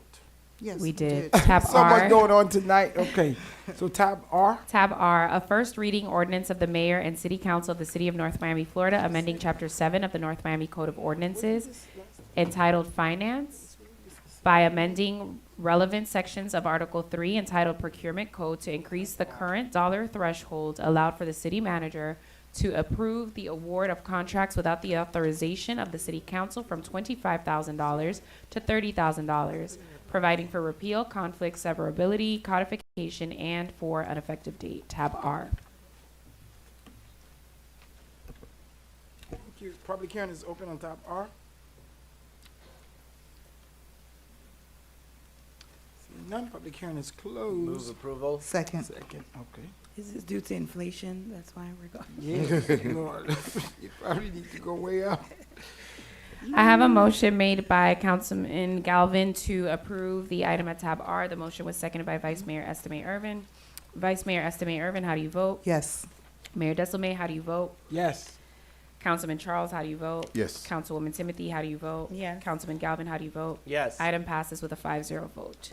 Tab S, a second reading ordinance of the Mayor and City Council of City of North Miami, Florida, amending the city's 2015 comprehensive plan by adopting the 2022 Evaluation and Appraisal Review (parentheses EAR) based comprehensive plan amendments, providing for transmittal, repeal, conflicts, severability, correction of Scrivener's errors, codification, and for an effective date. Tab S. And tab S, this is the second reading of the comp plan. Yes, sir. And then whatever other major structural changes we have the LDR that we could address, some of those. Okay, perfect. And we good, members? We are, but I'd like Did we on open the, it on the for, record. I'm sorry, Vice Mayor, did we open it? Did we? No, public hearing is open on tab S. Public hearing. See, I know Chief was back there trying to come up here. Miss, Mayor, members of the council, Kenneth Each, 13045 Emerald Drive, North Miami. I want to thank you for biting at the, well, listen, I know I've been a pain to all of you for the last couple of months on this thing, and I really urge you to pass it. We worked hard on it. It's a good plan. It preserves Emerald Lake. All of my neighbors are here. They're not going to get up and speak unless you want them to. I don't want to waste your time, but I really appreciate your time and the effort that you all allowed me to lay out our argument and preserve that beautiful lake. But honestly, with this comp plan, being on the planning commission, we worked really hard on this, and we put a lot of diligent, hard work in here. And again, thank you very much. thank you so much, Chief. Thank you, Chief. Thank you so much, Chief. Ms. Okay. Picaba? Yes, good afternoon. Eileen Bicaba, 13350 Northeast 3rd Court. I just wanted to ask a few questions. I wanted to address the environmental justice, which concerns failures in planning. Stop, hold on 1 second. Chanel, can we restart, because she doesn't want something. Okay, go ahead. Okay. Wait, hold on. Go ahead. I wanted to address I'm from 3rd Court, and you guys know that we have really been through a lot in terms of dealing with development. And a lot of it had to do with loopholes in the LDRs and the comp plans. So one of our big thing right now is to ask for equitable development. And I wanted to make sure that this will be covered within, I don't know if it's a comp plan or the LDRs, but equitable development is, it addresses the need to be responsive to the underserved population and vulnerable groups, in addition to using innovative design strategies for sustainable policies. And environmental justice includes failures in planning and enforcement and proper zoning and incompatible land use. And we have run into a lot of that on 3rd Court and in Annex Area 3. We have not received fair treatment, which is no group of people should be disproportionate share of the negative environmental consequences resulting from industrial, governmental, and commercial operations and policies. I would like to make sure that the comp plan and the LDRs covers that so that we are covered under that in terms of future development that would occur, and would like to ask that the board also halt all development in Annex Area 3 until such time that we can get equitable development and a smart growth plan. Thank you. Anyone else? I'm sorry, anyone else? Public hearing is closed. Move for approval. Second. I have a motion made by Councilman Charles to approve the item at tab S. The motion was seconded by Councilman Galvin. Mayor Desilme, how do you vote? Yes. Councilman Charles, how do you vote? Yes. Vice Mayor Estime Irvin, how do you vote? Yes. Councilwoman Timothy is currently absent. Councilman Galvin, how do you vote? Yes. At this time, the motion carries with a 4-0 vote. Look at the deltas. Tab, this is ST? T. Please be advised that the following items, tabs T and U, are quasi-judicial in nature. If you wish to speak in favor of, object to, or comment on an item, please complete a public speaker's card indicating the agenda item number on which you would like to comment. You must be sworn before addressing the City Council, and you may be subject to cross-examination. If you refuse to submit to cross-examination, the City Council will not consider your comments in its final deliberation. Please also disclose any ex parte communications you may have had with any members of the City Council, and City Council members must do the same. So for anyone who wishes to speak on this item, in the back, by the entrance, you'll find the public speaker cards. There's one for if you're in favor of the item, against the item, or you're neutral. So please take a public speaker's card and complete it, and you may bring it up to me once you're done. In the meantime, I'd like to swear in anyone who will be speaking on this item. And so if you plan to speak on tabs T or U, please stand at this time. Please raise your right hand. Do you swear or affirm that the testimony that you are about to give in today's proceedings are the truth, the whole truth, and nothing but the truth? Yes. Thank you.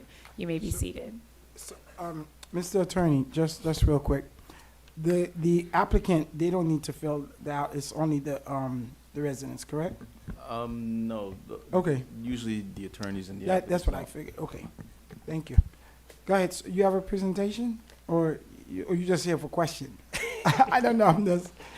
I have a presentation, and it haven't been read into record yet, Mr. President. Oh, okay. I'm sorry. I thought it did. Go ahead, Madam Clerk. I'm sorry. Tab T, a proposed quasi-judicial resolution of the Mayor and City Council of the City of North Miami, Florida, approving an application for a conditional use permit in substantially the attached form for a proposed development consisting of an 8-story, 31-unit rental apartment building with 1,723 square feet of ground-level retail space and 54 parking spaces on a parcel of real property located at 14440 Northeast 6th Avenue, Miami-Dade folio number 06-2219-000-1540, and totaling approximately 0.325 acres in accordance with Article 3, Division 4, Sections 3-402 through 3-407, Article 4, Division 2, Sections 4-202, Section 4-203, parentheses, capital A, Section 4-205, and Article 4, Division 3, Section 4-306 of the City of North Miami Code of Ordinances, Chapter 29, entitled Land Development Regulations, providing for an effective date and for all other purposes. Tab T. Thank you. Alrighty. Go ahead, sir. Thank you, Madam Clerk. Through the City Manager, Derek Cook, for the Planning, Zoning, and Development Department. As stated by the Honorable Clerk, this is a conditional use permit for the properties generally located at 14440 Northeast 6th Avenue within the zoning district of D3, the City Council district of D3. The request, as stated, is a conditional use permit. They're seeking 31 units in total. Of that 31 units, 23 units are bonus units. The approximate size of the lot is 14,115 square feet. The current use is vacant. It's located within the R6 high-density residential district with a maximum height of 110 feet and 25 units per acre. It's also located within the PCD, which is the Planned Corridor Development Overlay District, which allows for a maximum height in this area of 110 feet with a density of 100 units per acre.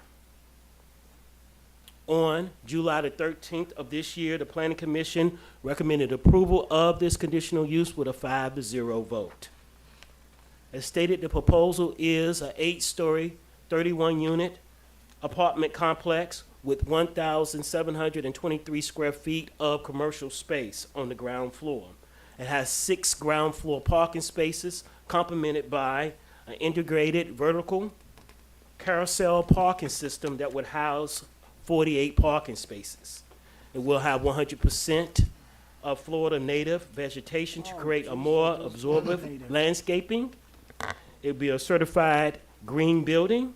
Public art is a part of the development, and enhanced stormwater requirements, which would exceed at least 10% of what they're supposed to hold of the stormwater on the site. The economic impact is anticipated to have 100 short-term direct and indirect jobs during the construction for 2 years. It would generate approximately $106,900,000 in wages. It would have 7 full-time employees. The ad valorem for the site will be $491,000 annually. 95% of that will be captured by the North Miami CRA. The impact fees are approximately $525,000. The conditional use permit has these following conditions. It will require Development Review Committee, construct and maintain a 10-foot wide sidewalk along Northeast 6th Avenue, the frontage, and a 6-foot wide sidewalk along Northeast 145th Street. All utilities will be underground. They would need to obtain a certificate of use and a business tax receipt. They would provide LEED certified or equivalent certification prior to the certificate of occupancy. Sustainable commitments, low-impact development activities are required, and public art must be a part of the installment of the development prior to the certificate of occupancy. The next steps would be they would need to go to Development Review Committee, and they also will require City Council approval for the site plan. Thank you. Thank you so very much. Derek, what do you do, Mr. Attorney? It's not public, because I don't have any card. I don't know if the applicant's gonna make a presentation. Yeah, do they have Okay, yeah, any so they're up. presentation? All right, you good? Derek, let me ask you a question. They're not asking for any bonus unit or anything like that, right? They are. Yeah. 23 What- bonus units. Oh, okay. Okay. I see. And that's from our existing pool? Yes, sir. Okay, 2020. Okay, sir, thank you. We good, right? I don't either. Ma'am? No, I'd like to hear. Oh.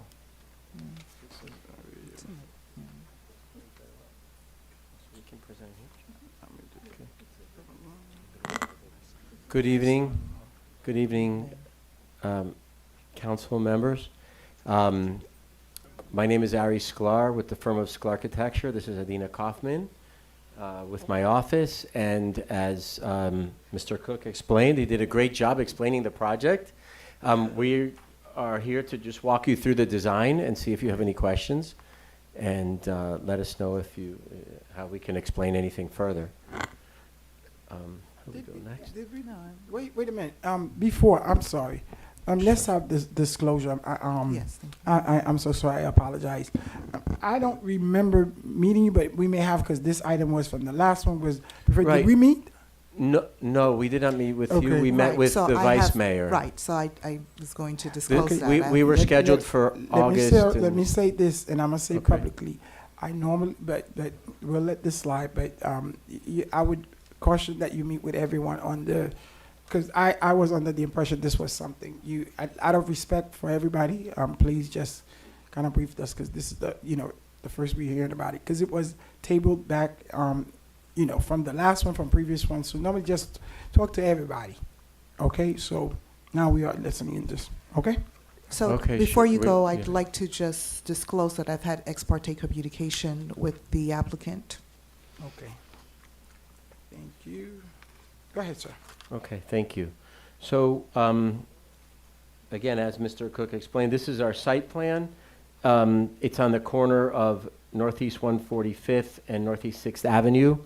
We're creating a very elegant building that addresses the corner. We have an interesting element at the corner, architectural features with apartments above and retail below. We have along, can we move them out? Yeah, can you show them? So we have along Northeast 6 a large public way for the public to use, a large sidewalk as well as a setback for a plaza, a lot of green landscaping, and the same along Northeast 145th. We have along the street, we have all the retail spaces, and hidden in the back is the parking. Next slide. As you can see, this is a typical floor plan for the units above, but in the center is the parking that's hidden away. As Mr. Cook explained, it's a carousel parking lift, and so you won't be able to see the parking up above. As the parking goes up, it's going to be hidden within the inside of the building. Next slide, please. And then this is our roof plan, where we're planning to have a pool, some amenities on the roof as well, and some landscaping. These are some of the elevations from different views, the north elevation, the east elevation, and the building itself is actually artistic, and that leads to some of the public art that we're doing. This is a section through the building where you can see the vertical carousel lifts. We have 3 stacks of lifts, and then on the top floor, on the right slide, we have an expressive amenity use for the residents to use, where the roof slopes up, which was also part of the requirements to have create a skyline type of feature for the building. These are some of the 3D views of the building and the materials that we're using, high quality materials. And you can see how we address the corner because we have a corner and we're trying to address both Northeast 145th and Northeast 6th. We felt that it was important for the architecture of the corner to express the activity and the nature of the corner and how things are coming together in that space. And so we have an interesting geometry going on back and forth, turning the different geometries on the corner. We have more slides. We have a green wall. We have art built into the side of the wall of the project. We have beautiful parking benches to sit outside and bicycle racks and other features and amenities. We're maintaining all the drainage on site and meeting all the code requirements that this conditional use requires for us to go. We will have to go back to DRC again for site plan review as well, and to the commission as well for the site plan a second time.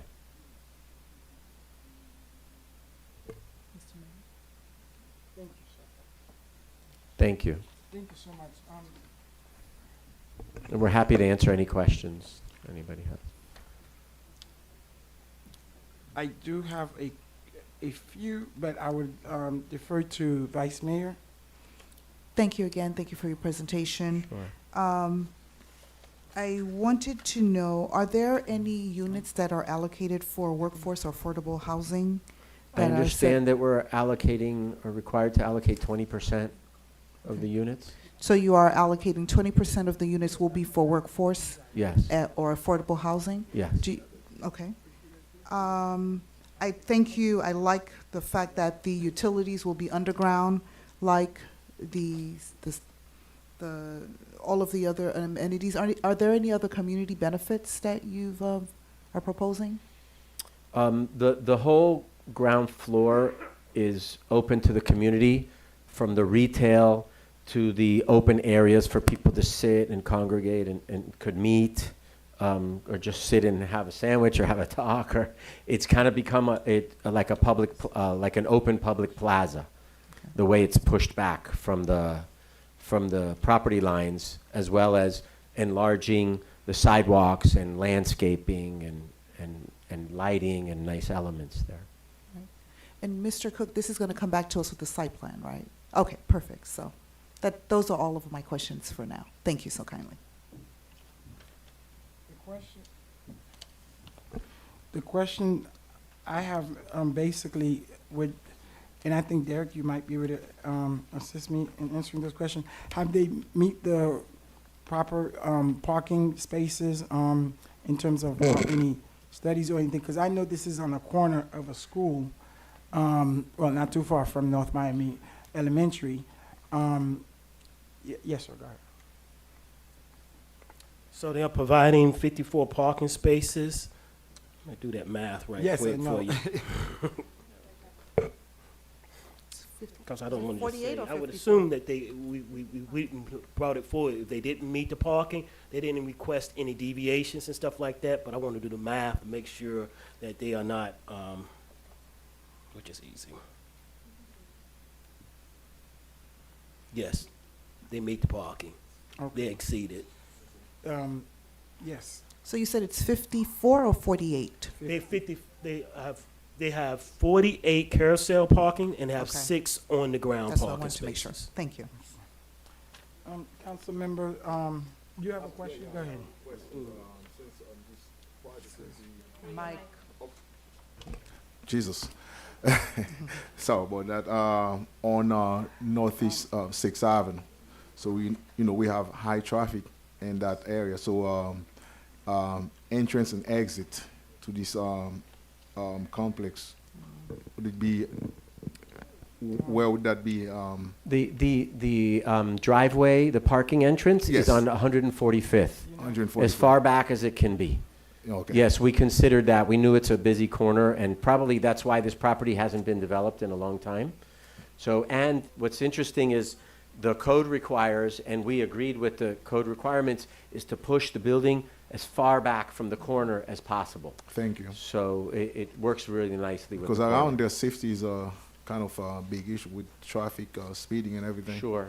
Yes. Thank you, Mayor. Thank you. Councilwoman, no question? No question for me. Councilwoman, good? I haven't met with them, Councilwoman, but Okay, thank you so much, sir. And none of these are for, anybody want to speak that sworn in? Okay, I kind of figured. No, Chief, you can't. I just wanted to make sure. Okay, thank you so much, sir. Oh, Move Chief for is coming up. approval. Oh, is she coming Second. up? Oh. Go ahead, go ahead. By, I have a by the way, motion.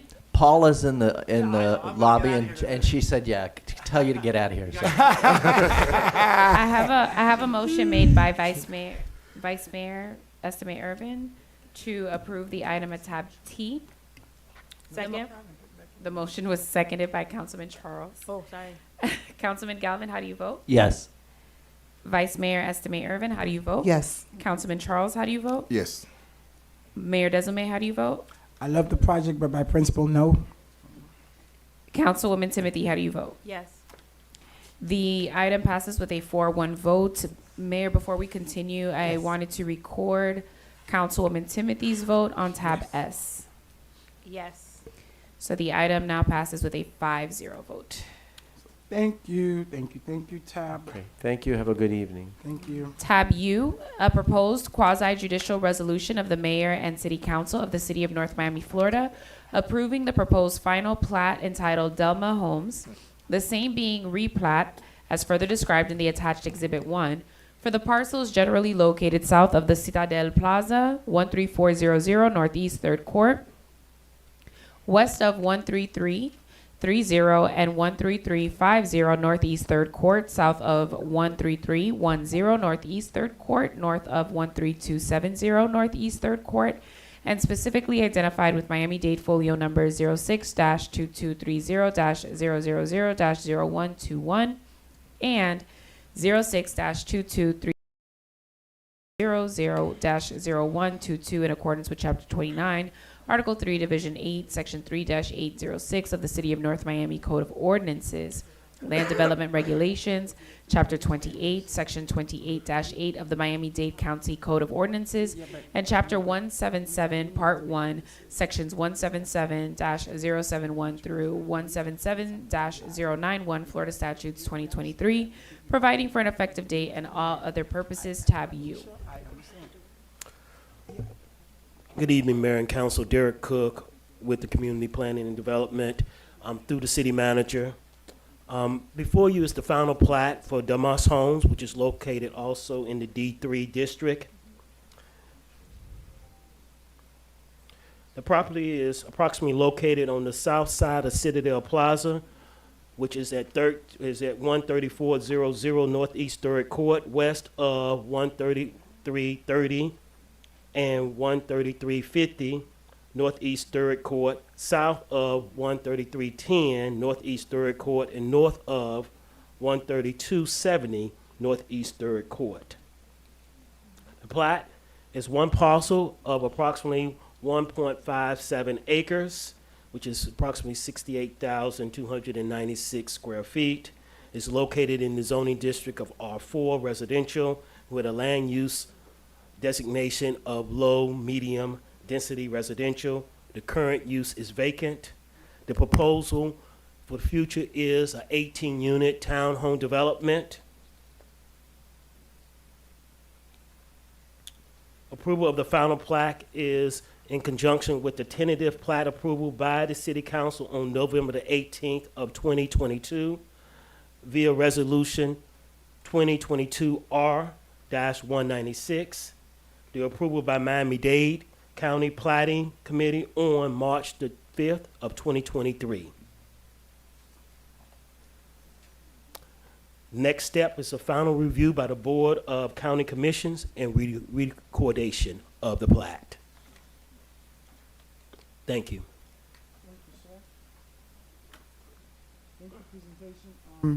Anyone wish to, presentation, I'm sorry, go ahead, and then we'll take.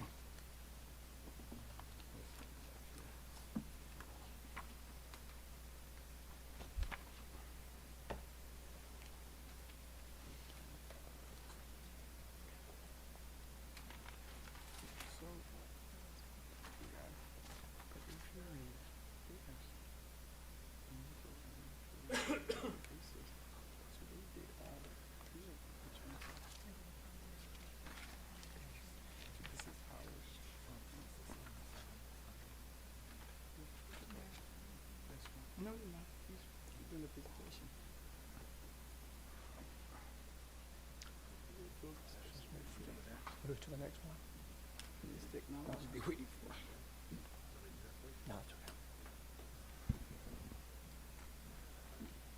Mr. Mayor and Council, good evening to all of you and to staff. Jerry Proctor is my name. I'm an attorney with office at 7600 Southwest 57th Avenue in South Miami. I'm here on behalf of the property owner and the prospective purchaser regarding this final plat application. As Mr. Cook indicated, this property is located south of Northeast 135th Street, and it abuts and is to the west of Northeast 3rd Court. And as he indicated, the tentative plat was approved by this council on November 18th of last year, and the plat was approved by Miami-Dade County earlier this year, and is here in the proper sequence for a plat. This property is zoned R4, as is the community around us, particularly to the east and to the south. And the property is designated for low to medium density residential on your comprehensive plan land use map. Let me say at the outset, we are in agreement with staff's recommendation, which is supportive.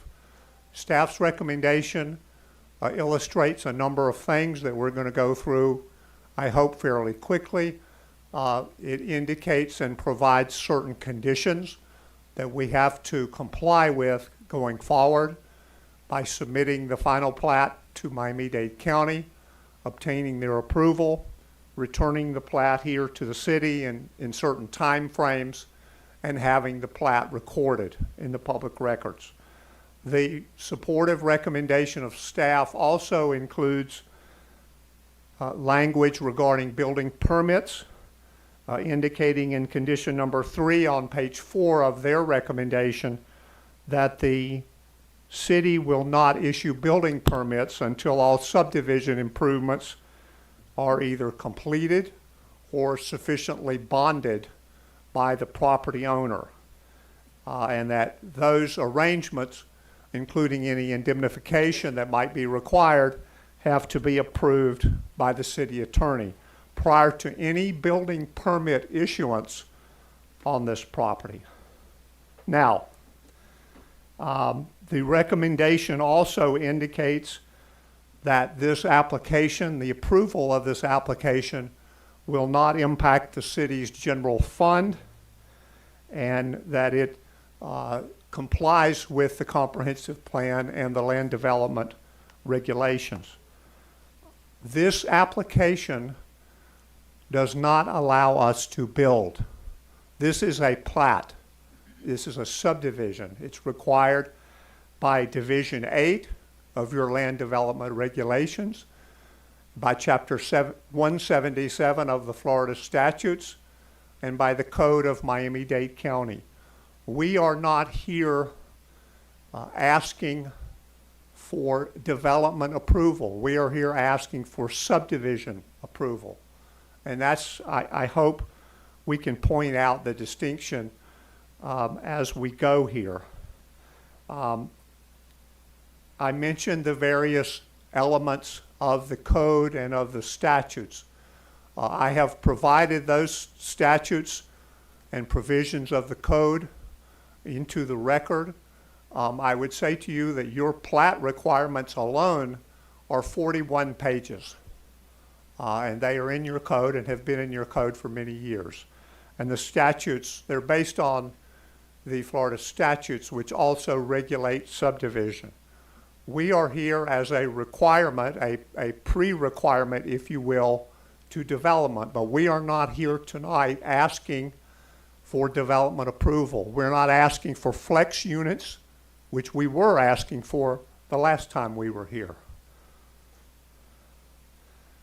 This application has been reviewed through your DRC, and it's been reviewed by your contracting surveyor, which is Craven Thompson and Associates. They have reviewed this application and the material that went with the plans that are in front of you completely. They've reviewed all 41 pages of your code and all of the provisions of the state statutes. And they have determined that this application meets those technical standards. And I think I can say pretty confidently, if they had not ruled in that fashion, that Mr. Cook would not have the recommendation that he has this evening.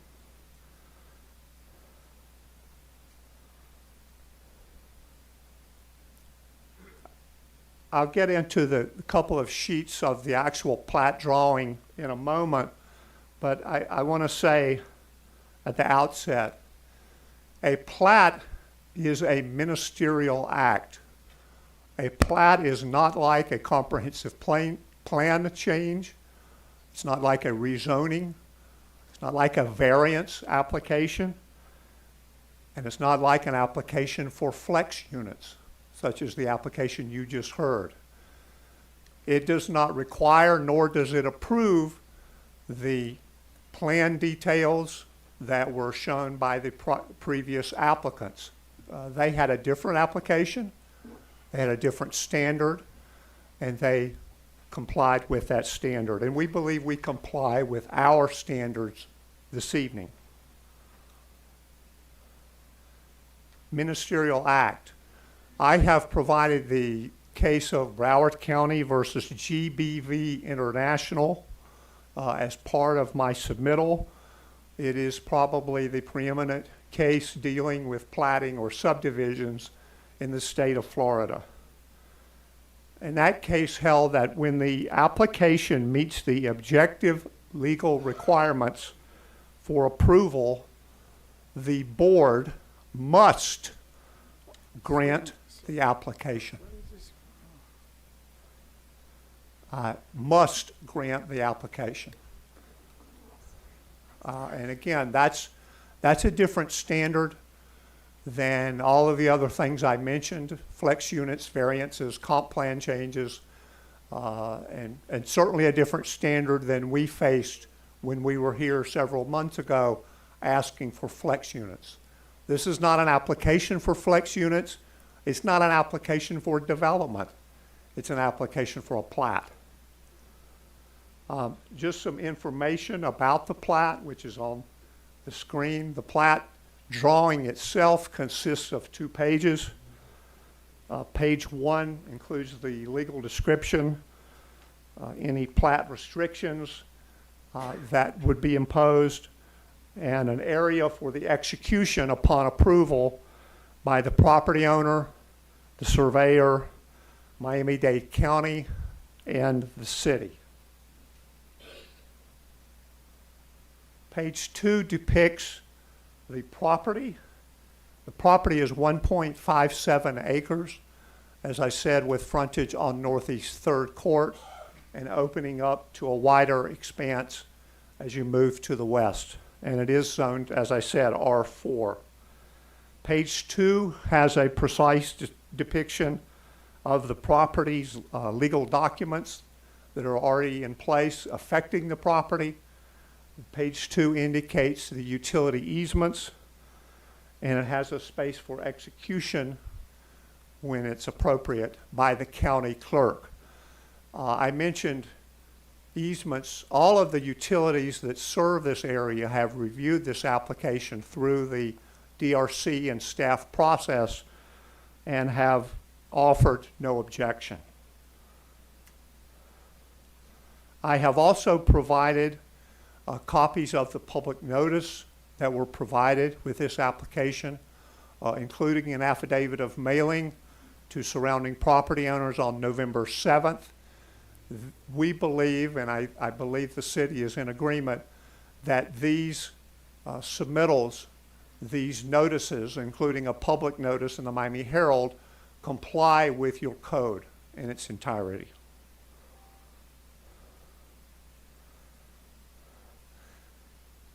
Finally, I showed this plat, as simple as it is in terms of the plan, to show you the drawing and to walk through some of its elements, but to show you once again what is not on the plat and what is not before you. What is not before you is a site plan, an access plan, a drainage plan, a design of buildings and of parking, a legend of zoning statistics. Those are all required by other sections of your code that we have to comply with. And if we are successful tonight, we will move forward in an attempt to comply. And we will be back in front of this board for that site plan approval. Your code requires it under section 2-701. We have to come back in front of this board for development or property of over 20,000 square feet. This property is, instead of the half-acre threshold, is about 1.5 acres. It is triple the threshold. We will have to appear in this forum at some later point with any development application. I would like to reserve some time for rebuttal. We understand that the community is concerned about this property. We have met with them in the past. We would be pleased to do so again in the future. But we want to emphasize that this is a different matter than you have heard before, with a different legal standard and a standard that we believe we meet. Thank you. Thank you, sir. Anyone else speaking? I have 3 quasi-judicial speaker card in the order in which they were given to me. Balazar Rodriguez, and then we'll have Jose Rivera, and then Irene Bicaba.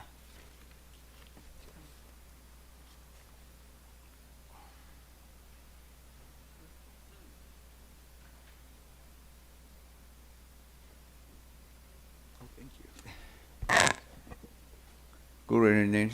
I'm Mr. Rodriguez, so you can call me the grandpa for the third quarter. I live in third court for 40 years. I live nice and peace. We got beautiful neighborhood. We know one each other. We live in total peace over there. And I hope we can help us the same way you do before with Walmart. Not let these people with the money run it over from us and take the peace away from us. I got 77 years old. At my age, I don't think there's going to be nothing easy for me to try to start in someplace else.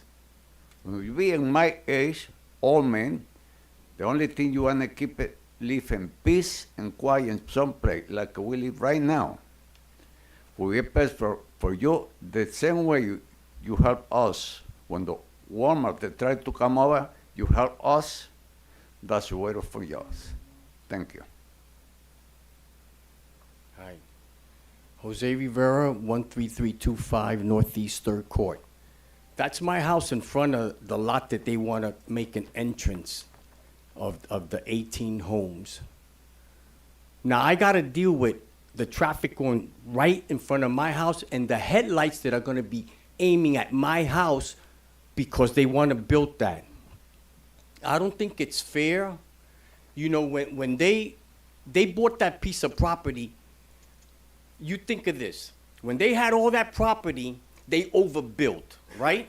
They overbuilt everything. They boxed themselves in, and then they say that that's the property that they want to use to come in and out. When he rebuttals, you ask him, why did you overbuild, and why did you box yourself in and then take 3rd Court to try to use that? They say they don't have no other entrance. They could use 3rd Avenue. There's some property there that they can buy. They bought that little piece of lot. They can buy that lot. They can use the storage, and they can use either the daycare center. They got options. Don't make it look like they don't have any options, okay? I've lived there 35 years. You got people that are there 40, 35, 30 years, 25, 20, right? When they're done creating havoc on our block like they've been doing, and they pack their bags, who's going to be left there? The residents of 3rd Court, the voters. And I think it's wrong what they're doing. And I'm telling you, if you lived where my house is at, you wouldn't want to see headlights beaming out on your house and all of that. And when they start throwing parties and events and all of that, I'm going to get all of that. And I don't think that's fair. They blocked themselves in. Ask them. It was recommended by the city. The property had the entrance and exit at 135th Street. And it was recommended by the city for them to use 135th. Ask them, why did they block themselves in? Why did they overbuild? When he rebuttals, you ask him that question. Why did they overbuild, and why did they block themselves in? Eileen Bicaba, 13350 Northeast 3rd Court.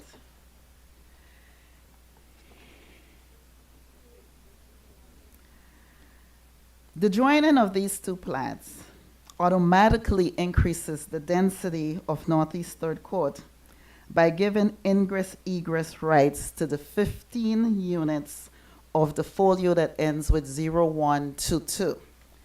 That folio did not have the rights to 3rd Court until you granted the tentative plat.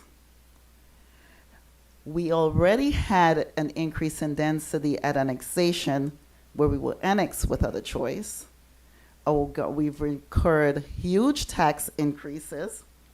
We've been flooded out by the development or the very authorization of development. For this very Delmas Homes, they illegally increased, elevated, and cleared the land, exacerbating the flooding. We've had sewage in our streets. I think this city has not been very fair to Third Court or any of Annex Area 3, in which I know three of the areas are flooding. This developer developed the storage to the north, and they developed the Citadel, and as Jose pointed out, they could have done a different plan, what the EPA calls a smart growth plan that would have been equitable for both the residents that have been there prior to annexation and everyone concerned. Instead, they chose a purely profit-driven construction decisions with the Citadel and the storage unit. We are asking that you do not allow any exit on Third Court, Thank you. that you take care of any flooding and draining issues, Ms. Bagaba, thank you. Thank you so much. and septic issues. Thank you. Thank you. No, I'm sorry. Unfortunately. Would we, unless we all okay, do we okay to take another speaker that wasn't sworn in? We already, Mr. Attorney, how do we do that? So is that, are we okay with that? No? Okay. If Go you, ahead, bring it. if you plan to Please. speak on the item, please. Well, I will Okay. allow only that one, Okay. Madam Clerk. We're opening it again. She came forward. No problem. Thank you. And Claudia, now you, go ahead, you have the floor. Do you- Oh, okay, yeah, well, yeah, Yeah. raise your hand. Technically, yeah. So, do you swear or affirm that the testimony that you're about to give in today's proceedings are the whole truth and nothing but the truth? Yes, I do. Thank you. Oh, where's my phone? Okay. So the only must tonight is the must have consideration for the residents that live there. Because, oh, I'm sorry, Claudia Passamino, 13504 Northeast 23rd Place. So as I was stating, the only must tonight is must have consideration for the residents that are there. So I did not appreciate what the developer was like, it must be passed or whatever he said. I'm getting over a cold. And something else, it is not the right of any, it's not the right of anyone to develop land in the city. The development does not have the right to disrupt established residential neighborhoods. I'm nervous and also getting over a cold, but I know the plight that they had all these years through the flooding and all that, and it does break my heart because I have conversations with them and I read their texts and I see the photos of all they're dealing with. So when I sit here and I hear these developers, all they want is to develop, they have no consideration for quality of life. I mean, at the end of the day, you want to go home, relax after a hard day of work. You don't want to deal with flooding, cleaning up. Like yesterday, my backyard flooded. If we didn't clean up, it was going to go inside the living room. So that's why I'm siding with the residents and anybody, because at the end of the day, you want to go home. You want to relax. You don't want to deal with cleaning up, with noise. It's your home.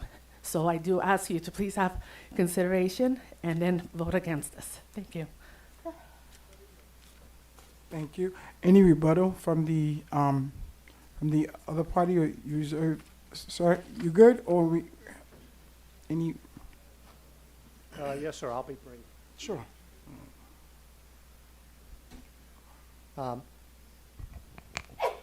Thank you. Thank you for your time. Just to make sure I cited the right sections before the public notice that I have provided in your material in my submittal, your section of the code is section 3-302, and we believe that we're in compliance with those provisions. We also are not aware of any notices of violation that might affect our property. If there are any, we will address them, but we're not aware of any, to go to one of the speaker comments. We are in compliance with the zoning, the comprehensive plan, and we're in compliance with the law. As I said before, the law of platting is a little different than many other things that you hear and deliberate upon. And I'll repeat it. It says, when the application meets the objective legal requirements for approval, the board must grant the application. With all due respect, I have heard nothing from the presentations this evening that indicates any deficiency in the application as it relates to Division 8 of your land development regulations, Chapter 177 of the Florida statutes, or the Miami-Dade County Code. And I believe that you must approve this application. And to do so, I would say very respectfully, or to do otherwise, would place the city in legal jeopardy. And I say that very respectfully. And I would encourage you to hear from your legal team on this issue because we think the legal underpinnings of this application are very important. We believe, as the case law tells us, that this application complies with the essential requirements of law, and that to deny this application would be a miscarriage of justice. I reiterate what I said about development. This application does not allow development, but it allows subdivision, which is a requirement of law. It is a natural step for any property owner, and that is what we're seeking tonight. We are happy to try to answer any questions, and we ask for your support, and we thank you. Awesome. Thank you so much. We're done with this. Discussion from the colleagues up here? Yes. You want me to make a statement, or do you want to go ahead? You can- Yeah? Oh, I don't know. No, we're gonna, it's us. You want them to speak? No. Staff did the presentation first, right, Jeff? Okay. Yeah, sir, I'm sorry, what's your name again, Mr. Attorney? Jerry Proctor. Okay, Mr. Proctor, I heard the testimony, and a lot of times it's unfortunate with the law and in terms of our residents understanding the nature of the law, and that's where we find ourselves tonight. Because, and I've always said this to people, a lot of times we got to pay attention to what's happening in Tallahassee. What he just stated, in which the attorney, I asked the attorney very briefly, and I was giving the same answer in terms of what Tallahassee, which we cannot do anything, what we must and must not do. Now that's based on whatever that you want to do, and everybody's entitled to their own opinion, but I just want to make that distinction, and then we will go ahead and do what we do. Vice Mayor, I know you have a question. I don't think, Commissioner, you have a question? I do. Okay, Galvin, okay, go ahead. Thank you so much. Thank you for your presentation. Thank you for all of the persons that commented. I'd like to address my question first to our city attorney. Is this applicant requesting development? No, ma'am. What is a plat? Can I answer it very simply? Sure. I struggle to try to explain to folks, and I know that, and we've had this, as the 7 years I've been here, I've had this discussion with the council many times. And what happens is everyone thinks, I've said to the council the same thing that Mr. Proctor said, you must approve this if it meets all the technical requirements. And I've been told in the past by elected officials, well, if it's coming to us, why can't we vote against it? And the best way to explain this is, there's a Florida statute that says, if you're going to draw this map, I'm going to try to make it as simple as possible, there is these certain requirements you have to make. You have to have a land surveyor who's licensed to do this. You have to have meets and bounds. There's a specific list of requirements. If you meet those lists of requirements, which is what staff does, they go through that process, there is no right of this council to vote against it under the law. I know people took offense to Mr. Proctor saying must, but that's what the case law says. That's what the Supreme Court says. That's what our state statute says. Miami-Dade County Code says that if it meets those technical requirements, you must vote for it. It's what they call a ministerial act. Mm-hmm. It's administrative. The reason it comes before you is because the Florida statute says it has to come before you. Right, so the statute says that we must do it, correct? If it meets the technical requirements of the statute. Can you state the statute? I know you did, Mr. Proctor, but could you state that statute, please? It's chapter 177 of Florida statutes. Okay, and in Miami-Dade County, is there also what is it called, a charter or? Yeah, I don't have Miami-Dade County's. You do, Mr. Proctor? You have it, Mr. Proctor? Miami-Dade is Chapter 24 of the Miami-Dade County. Chapter 24. Okay. And in our city code, Mr. City Attorney, what is the, It's in Division 8 of our land development regulations. okay. All right. Well, and are there any violation, Derek Cook, or could you state it on the record, please? Good evening, Derek Cook. Currently, I'm not aware of any violations with the site. I have another question. So in terms of the plat, or there other, because I heard comments about, well, this could have been on this entrance instead and whatnot. Was there an option on where the entrance could have been or how it was set up? I just want to, yeah, you can, both of you actually, if you can get. All of those questions are questions of development. I mean, that's, if you remember, that's the discussion we had the last time they came, and I think it was for a CUP, and they were trying to get additional units, and we were talking about changing that's So development. That's when you- development, so yeah. this has nothing to do with the plat We're right not now. talking about the Okay. actual development here. So, and the reason why I'm asking all of this question on the record, asking the professionals to say this, because my third court residents that I represent, I just want you to be clear, and I'm speaking to you because I am concerned about what happens in third court. As you remember, the applicant lobbyist was here, and I voted no for extra bonus units or whatever it is that they were asking. I voted no. They are within their rights. And I think you've heard all of the evidence and all of the law. So I want you to understand. So my vote to vote for a plat is a legal vote. It is something that I must do. Now, I have a summary of all of the things that we have been doing to address a lot of the issues that you are bringing here tonight.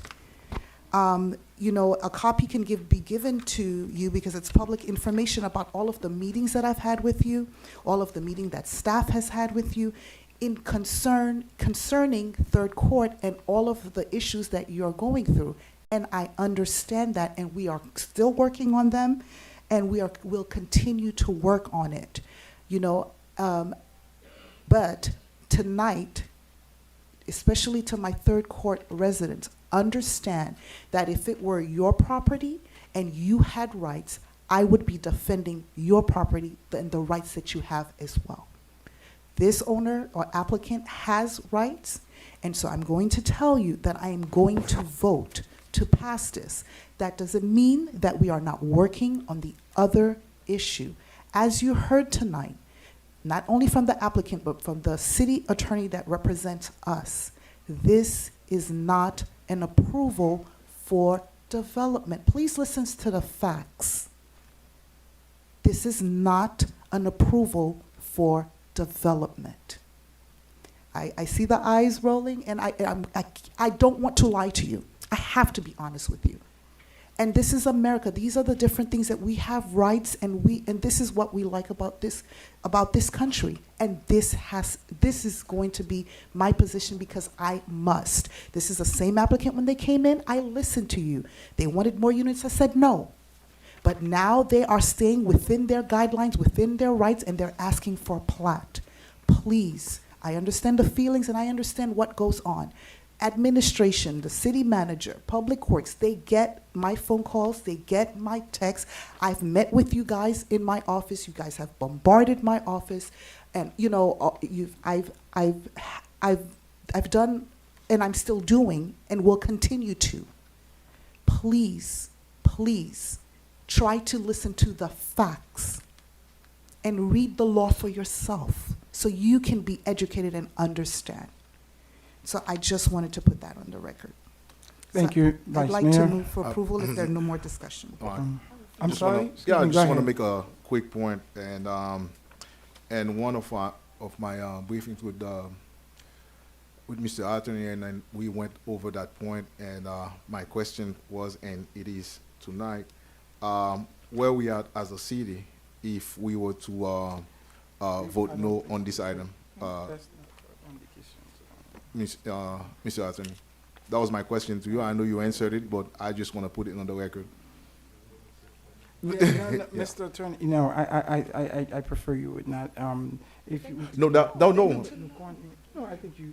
No, that's fine. Mayor. Okay, That's fine. go Mayor. ahead, sir. I mean, it's really up to the applicant, but likely they would sue. I mean, there's a court reporter here. I think they're building their record and would likely lose. I wouldn't have a defense to a denial of this application. Thank you very much. No further question. I just have, thank you for the presentation. And I know we were provided with this memo that stated all of the work that has been, done. And I hope that we do share this publicly with all the residents on Third Court, because even most recently, $150,000 that, they're 90% in design to schedule the completion of, for the improvements along Third Court. So the city has been working diligently to address the drainage issues that you guys have been seeing.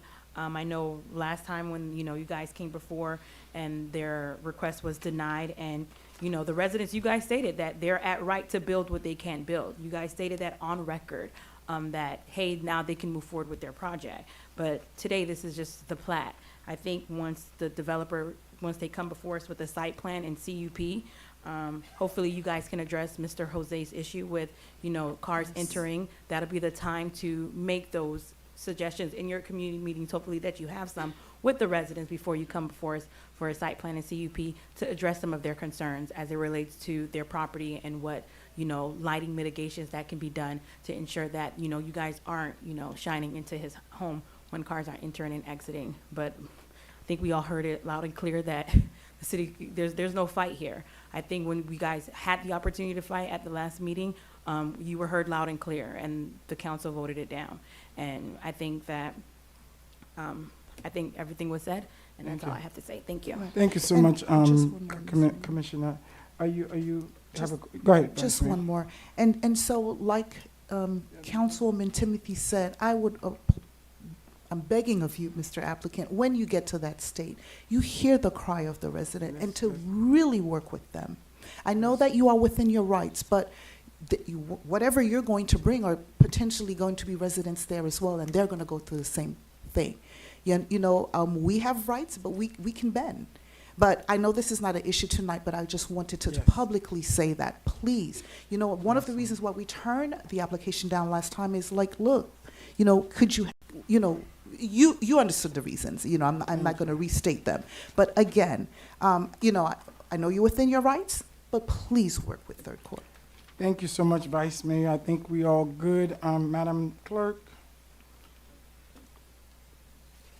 I had a motion made by the vice mayor, but I didn't have a second. Second. I have a motion made by Vice Mayor to Estimate Irvin to approve the item at tab U. The motion was seconded by Councilman Galvin. Councilman Charles, how do you vote? Yes. Mayor Desamay, how do you vote? No. Councilwoman Timothy, how do you vote? Yes. Councilman Galvin, how do you vote? Yes. Vice Mayor Estimate Irvin, how do you vote? Yes. The motion carries with a 4-1 vote. Thank you. Council Thank you. report. Or is it citizen Council forum? report. Citizens forum? Oh, I forgot about that. I'm ready to jump in. Citizens forum.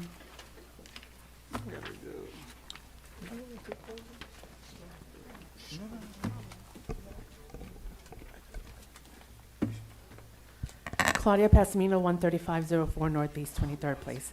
Thank you for allowing me to have my say earlier.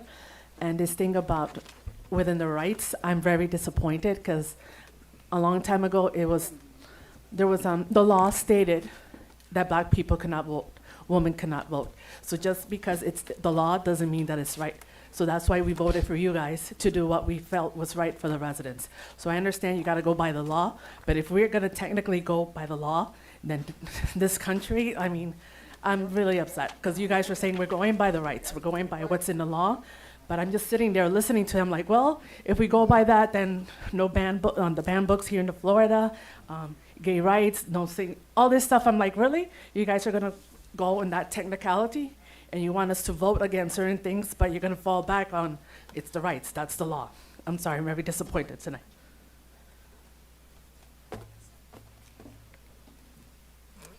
Eileen Bikeba, 13350 Northeast 3rd Court.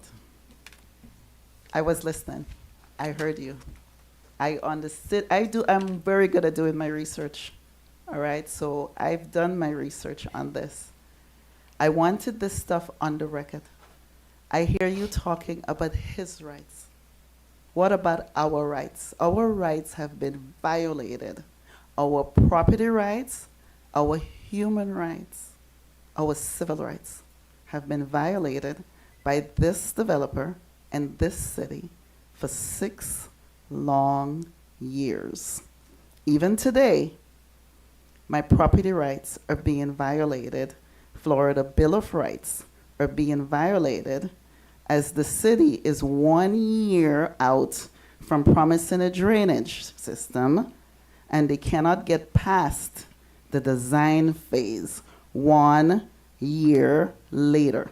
The first time I heard about it was when you approved the tentative plat. I would like my rights to be appreciated and to be honored for change. That is all I have to say. Thank you. I guess I need a big lawyer in order to have that done in this city. Hey, it was you guys that approved that plot. I think he needs to state his name and address again for the record. I'm sorry. Jose Rivera, 13325 Northeast 3rd Court. You guys approved that plot to be joined together. You guys did that, knowing that what they wanted to do. I asked you, didn't I say, one of you ask them, why did they overbuild and why did they block themselves in to say that this is their only exit? Not one of yous got up and asked them that question. Why you didn't ask them the question? A simple question. I asked you, please ask this guy. Why'd you overdevelop and then block yourself in and say we got nowhere to go? When that plot was 135th, the entrance and the exit, and they were recommended. You don't give people like that a pass. You make an example of them so they don't do this anymore in your city. So it'll make your job easy. When they come in there, you say, no, this ain't gonna happen. It happened one time and we straightened it out. This is gonna keep rolling over and roll if you're gonna do this kind of stuff. Not one of you's got up, I said ask him. If he gets back up, ask him, why did they overbuild and then block themselves in? And then go, ooh, we got nowhere to go.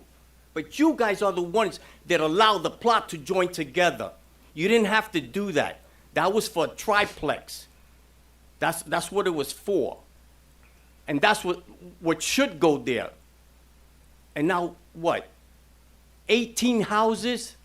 What about equalizing the traffic? You're building an entire block and you want one block to use 2 blocks on one street. You think that's fair? You wouldn't want it, you wouldn't want it, you wouldn't want it, you wouldn't want it if it was your house. But you did this mess. You did it yourself.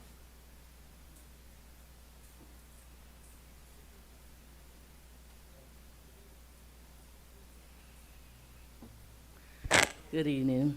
Is it about the same? No. No, I'm just. My name is Charlene Cobb. I reside at 1300 Northwest 121st Street, and I'm here to talk about speed bumps. What's the address again, please? Mm-hmm. What's the address again? 1300 Northwest 121st Street. Oh, okay, thank you.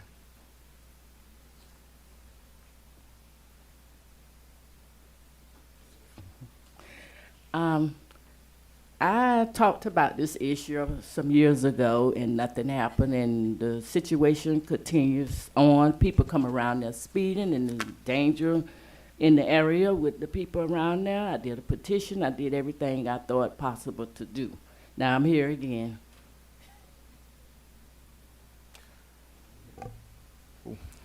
We'll address it. Good. Yeah.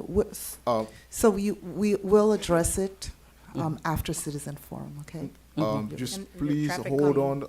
on. Tomorrow. Yeah, because she's in my district. Yeah, please hold on. Just after this, I'll sit down and talk to you. Okay. And we have our In addition, Councilman, tomorrow. Is our traffic It's calming. a traffic calming study community meeting here at City Hall tomorrow afternoon at To adopt 5:30. a citywide plan. It's a citywide plan. That we're gonna The issue adopt. is we're doing a comprehensive master plan so that we can have Miami-Dade County approve it one time, and then we can roll out So I have to come back tomorrow? to be part, if you would like to be part of the conversation, this is where the consultants are gonna be and the committee's gonna be to talk about all of the issues in all the areas. They've already done analysis, they've already done studies and so on, but they just wanna hear from you. So I have your information. I don't have your phone number, but I have your address and I'll You make want sure my that phone number? you can come and give it to me on the side, yes.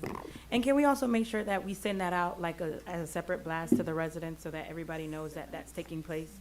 Everbridge, whatever we have to do, because I know it's a major one. Sure. Next person. Hello, my name is Janae Lang. I live at 12535 Northeast Miami Court. I'm going to speak about something a little bit different. I come to you tonight. I'm a plant-based chef and educator, and I would like to ask that the City of North Miami endorse the Global Plant-Based Treaty, which is an environmental treaty that aims to put food systems at the center of combating climate change. I want to say that while most citizens care about our environment and mitigating climate change, most are not aware that agriculture, especially animal-based agriculture, which involves intensive farming of billions of animals and other cows, pigs, chickens, and other livestock for food, is a leading contributor to global greenhouse gas emissions. And due to the enormous amounts of land and water needed to raise vast numbers of animals, this animal-based agriculture is also driving widespread destruction of critical ecosystems around the world, like rainforests, and it is a leading cause of deforestation worldwide. The Plant-Based Treaty was created as a way to bring awareness to this very urgent environmental issue, because at this time, the Earth cannot sustain our current level of intensive animal protein production and consumption. And this also has ramifications for our health. We tend to overconsume animal protein and not enough fruits and vegetables. So the plant-based treaty was created to bring awareness, put pressure on governments at every level, and it's a global effort. Over 120,000 people have signed, thousands of businesses, politicians, scientists have endorsed it. It's intended to be a companion to the Paris Climate Agreement. And I'm making this request because North Miami has demonstrated exceptional leadership in promoting environmental stewardship throughout our city, from promoting community gardens and electric vehicle stations to endorsing the Paris Agreement, symbolically adopting That's it. your time's up. If Yes. you can talk to any one of us Afterwards. afterwards. Okay. Okay. Thank you for your presentation. Thank you. I have the treaty if anyone would like to see it. No problem. Next person. Hi, good evening. My name is Linda Telfer. I live at 1001 Northwest 125th Street. I just wanted to bring up, and I'm not sure what we can do together. I love the city of North Miami. I live in North Miami. I work in North Miami. And one of the things that I am bothered by is the new bus system, the Better Bus Transportation System. It has removed a lot of the buses in some of the major arteries in North Miami, and I'm thinking about people who have mobility issues.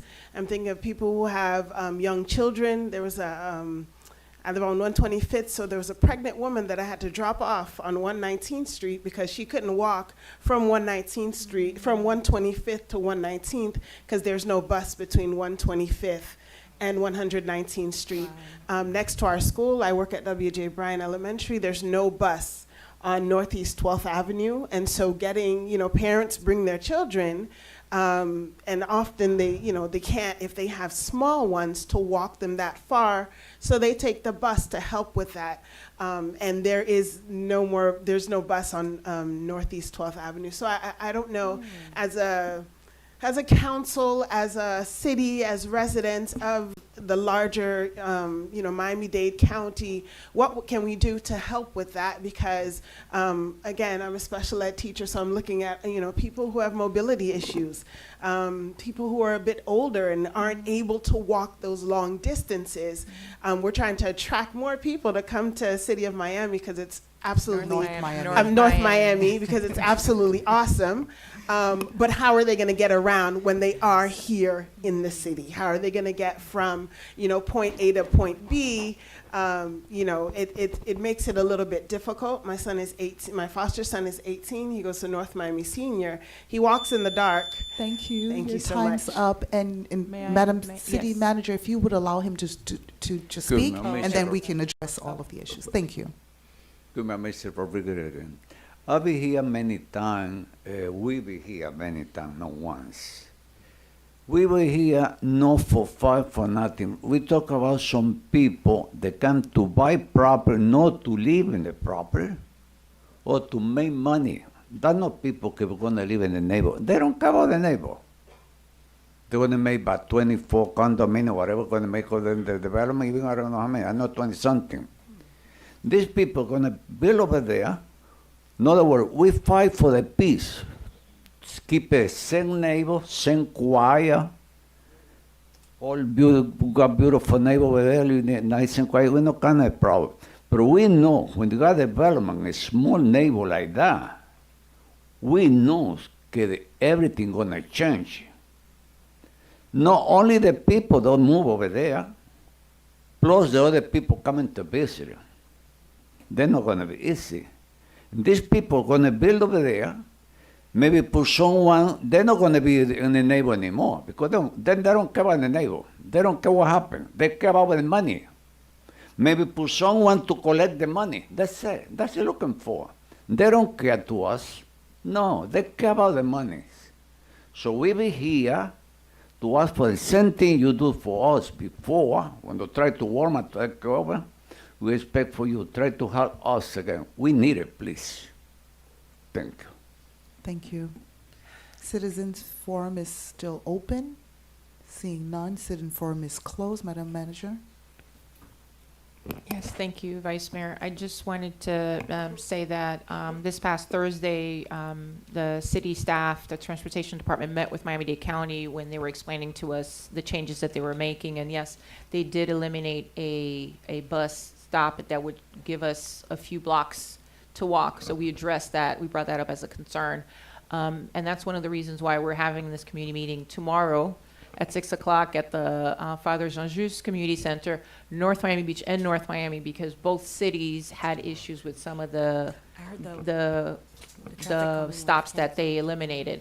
But we are also analyzing it to see what we're having another meeting with Miami-Dade County to talk about what can we do to fill that gap and to look at our trolley system and our other systems to see how we can fill that gap. Right, and one of the things you missed, I'm surprised you didn't say it, is our freebie. So we have a freebie where you can download the app. The trick is has to be within the North Miami area, but there's an option that if there's another city nearby, like for example, if they're going from North Miami to North Miami Beach, there's a point where I think from that point, they can connect to North Miami Beach, et cetera. You can get more information about that. But we have our trolley, like was mentioned, our trolley system, and the access to freebie. While we talk about the hiccups that happened, thank you for bringing that up to our attention. Madam Manager, is it only one bus stop that's impacted in North Miami, or are there several? There's more than one, but that's Okay. the one, the 119 to 125th was the one that we brought to their attention. That was like a bigger gap. Okay. And again, what they're proposing, how they're proposing it is, the way they're doing it is less wait time, 10 minutes instead of 20, 30 minutes, more buses. And less transfers. But if your route's not Yeah. there anymore, then it's not. And No, less that's right. transfers. Right. That's what they're proposing. And I know Mayor Kava met with city folks, I think sometime last week, and the question I had asked is that I'm looking at it online and I can't tell, like, you're just seeing lines and you have to, like, it's zigzag, it's like, it's a maze. So we requested for municipal proposed changes per city, so we can see in our city, like, what changes are being made. So those guides are coming out in the following weeks, because this is the first time I'm hearing it. I wasn't So aware. for now, at all the bus stops, you'll see this yellow sign because not only did some of this stop, they also changed some of the numbers. Some of them used to be called 125. It's not 125 anymore. It's 10, bus number 10. So like the So G there's a might have yellow changed. sign on all the bus stops with all those changes. It's bright yellow, if you'll see it. That's what they have for now. Again, they rolled it out, and the other thing about it is that's why they're doing it free transportation. I was just about to say, Till let's- December 31st, I guess, so that, so people Right. can, try to That was get a hot used to mess it. rollout. So, but we are talking to them, and we've already brought our concerns, and I also, North Miami Beach brought up their concerns, so that's why we're having this committee meeting tomorrow. Right. So- Go ahead. I was just gonna say, so there's two separate competing meetings tomorrow, one at 5:30 here about transportation, speed humps and The bumps, tri- traffic calming, and and then this committee then the meeting bus on the one's at bus. 6. Yes. So how are we gonna have? Is it live? Staff would be at, Staff. we'll be at Oh. all the meetings, Okay. obviously, but Is one of them being unfortunately. postponed? Huh? I'm sorry? Is one of them being postponed? No, I mean, again, the county has already launched it. Right. They launched it yesterday. So if we don't have this meeting right away with the community as we're trying to Oh, do, not the we're gonna county lose ones. out. I'm talking about our traffic. What we're calming. gonna do for the traffic calming, we'll probably have an additional meeting. Okay. We're gonna have an additional meeting in addition to that, but. Will it we be can't- live or recorded? Which Is there an one? ability, the calming? Yes, I mean, it's gonna traf- be here. It's gonna be We can here, have so it will it be- recorded, and also the meeting at the community center at Father Jean Just will be recorded as well. So when For you say both. recorded, our residents will be able to see it live, right? So even Yes, if they it's gonna can't be come, here. they can see it live, or they It's can here. see it on social media? It's here, so we can have it live. Okay, yeah. It's in the just so- council chambers. To address some But Councilman we need the Galvin. input, though. It's not just Okay. to watch, we need the No, input. but, right. Thank you. In a related note with the freebie, the complaint I get most often about freebie is that it takes too long for the car to get to them. Do we know if they're running enough cars out there, or is there some way to? We're getting a I'll just grant. bring that up, that it's Yes. being, that people are trying to use it, and then they're finding that it's 20 minutes and 30 minutes. So wait. it was a pilot. It was Yeah, a that's a pilot, and pilot we had program. limited funds. However, again, we got this grant from the State Department, Transportation. Thank you, Vice Mayor, for pushing it. We got an additional $375,000, which will roll out in the early 2024 to add more freebies. But this was initially a pilot to So it's like, what, see 4 its cars or feasibility. So How we many only cars have right 4 now? cars right now. 4 car? Yeah. Oh. So now we're gonna be able to enhance it and add more with this new grant.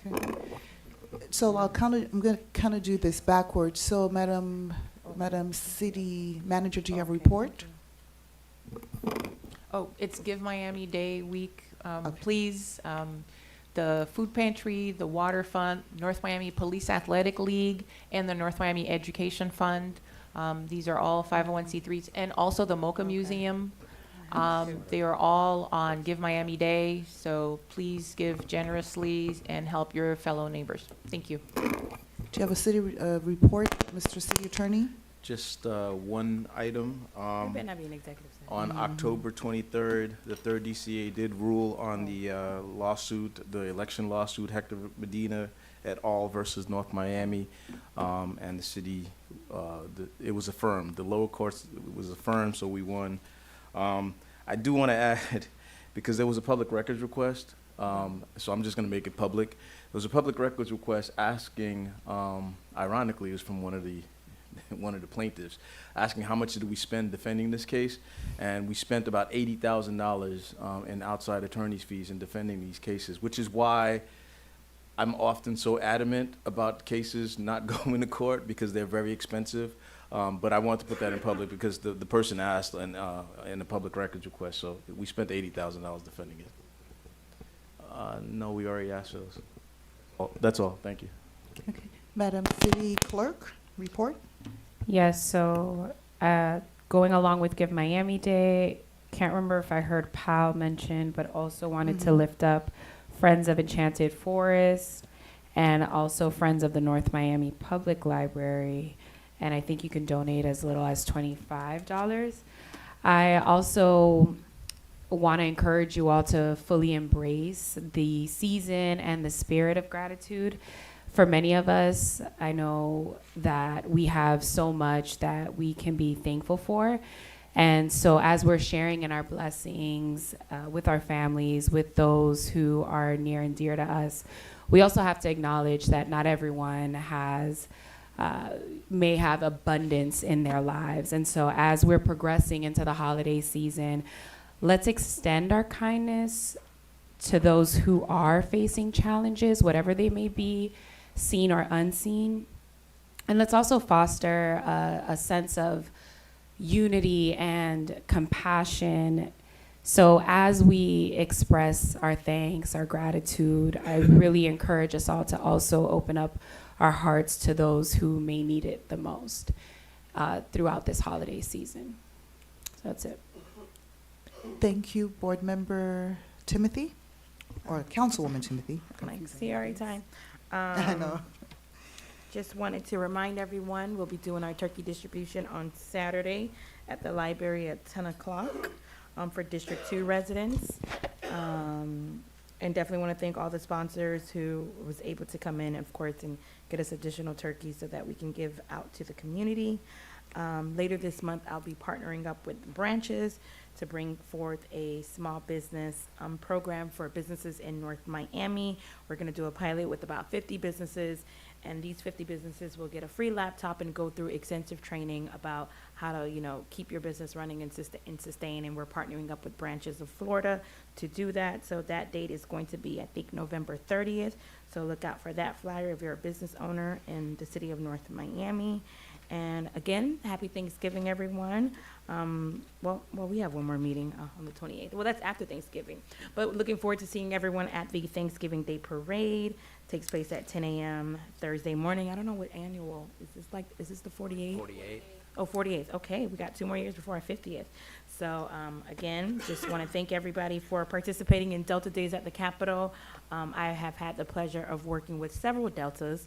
My first supervisor was actually Senate Democratic leader Arthenia Joyner, who was the first Black female to lead the Senate Democrats in the state legislature, and she is, you know, probably one of the reasons why I'm here. Another mentor have been Yolanda Cash Jackson, who has known me at the young, tender age of 22 while I was working for the senator and helped me in Tallahassee.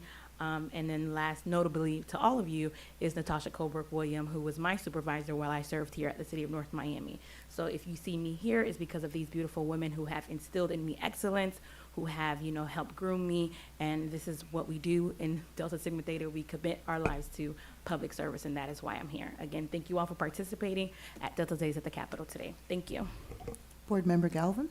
Happy Thanksgiving, everybody. That's all I got. All right. Councilman Charles. Happy Thanksgiving, everybody. But I have some. Your mic. Wow, what's happening tonight? I don't know, something with my mic tonight. Happy Thanksgiving, everybody. But I had a few more reasons to be thankful. Last Thursday, we had a great town hall meeting on Northwest 7th Ave, which, as I said, that we are going to transform into a destination. And it was a great first step. We had a lot of inputs from our residents, and we want to say thank you to our CRA and our director, Ms. Anabo, and Madam Manager. Thank you, and staff were very well prepared, and then we had a lot of questions. Mr. Cook was excellent in his presentation and sharp. Thank you very much, and we are moving in the right directions. And I want to say thank you to all of my colleagues for helping out, and this is the right thing to do, and the city deserve it. Thank you very much. And today, I had the honor to kick off, with the help of staff, Madam Manager, and Parks and Recs. They did a fantastic job over there at the Sunkist. It was like spotless, nice, beautiful, and we kick off the D4 Smart Tutoring Program, and which we are open to, yes, Savannah, thank you, and the whole team, they did it so nicely, and despite the rain, and it was very nice. And just right after I left, and I heard all the kids came in after the rain, it was like very, very nice. And this is a program that we are going to keep, and because our city needs it. as an educator, I see it firsthand. Every year, about at my school, Miami Central Senior High, about 50 to 75 students walk out of high school with a thank you note. Thank you for attending Dade County Public School. But they could not get a high school diploma because of one of those tests. So this is something that we intend to work on and add values to it. And there they can get help with ACT, SAT prep, BEST, geometry, and then you heard in the presentation, one of those presentations, and you're talking so much about geometry in the building, so they can get help with that, and also reading, because now mathematics is basically a lot of reading. It's no longer numbers, it is a lot of reading, so we need something like that. And our city, and adding, it's just basically an adding values, and I am very thankful for that. Just before I go, Madam Manager, I have two questions. I don't know if it's like 2 points that I would like to make, and I don't know if one thing that I am going to tell you, that driving to the city and going to our parks and our streets and everything, because every time we are talking about the city of North Miami, we always like to say the beautiful city of North Miami. Certain things that just caught my attention, and I said I need to address it and see if probably you have a plan that we can work on it. Our trash cans. Going around, I see all CRA logo trash can around the city, and I see some steel containers. It's like it is a mess. It is in our parks, our streets, and everything. Now, Madam Manager, any plan to see if we can work on something, put a plan together, so we have a uniform look when it comes to those trash cans in our city, so that even by identifying the trash can, people will know that you are in the beautiful city of North Miami. Deja vu, Madam Manager. Yes. It's not only deja vu, it's like you're psychic, right? We were just talking about that, and staff and so on. So I just wanted to say, staff, actually, we were being proactive, and I've always said that there's too many different kinds of trash cans out there. You have the barrel trash cans and so on. So we've looked at we would need about 500 trash cans to replace all the trash cans in the city, the parks, citywide, the bus stops, and even extra spares. We're looking at prices, and we will be bringing it to you, council. I do want to say that Miami Gardens has this great program, one that they did. It's called Big Belly, and it's a smart trash can.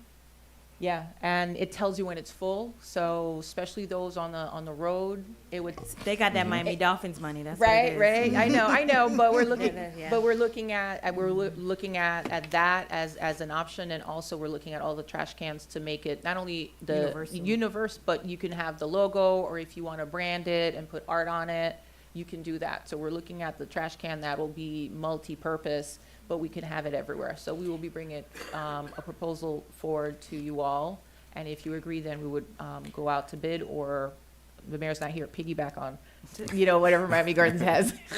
But I thought we already had like a report on the trash. I remember seeing something when it was like 36 different trash cans. I think during CRA. Yeah, that was like pre my time at the county.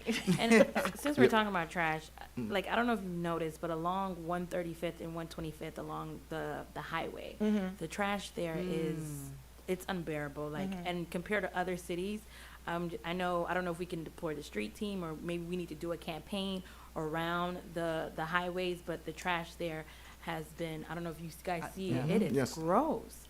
And I'm just like, it's an eyesore. You wanted to say something? No. Okay, so we're also looking at, I think I brought it up during the budget cycle, that our landscape maintenance was, we had the minimum, right? With the landscape vendor plus staff. And I had talked about it. So the landscape, our proposal is up in December. So we did increase we put out the RFP, we did increase the number of services. We even added 15 additional litter service pickup along major corridors. We're adding 2 for the vendor part. So just understand what that means, though, because remember when the vendor was here, right? At the end of the day, it means more money because we were paying for the bare minimum. Right, but the part that she's mentioning, I know that's state.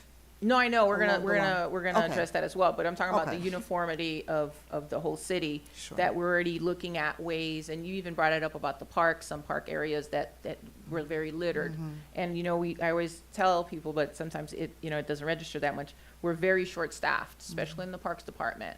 You know, the park staff is the one that's set up for Veterans Day. It's the one that will be there for the Thanksgiving turkey distribution and all these events.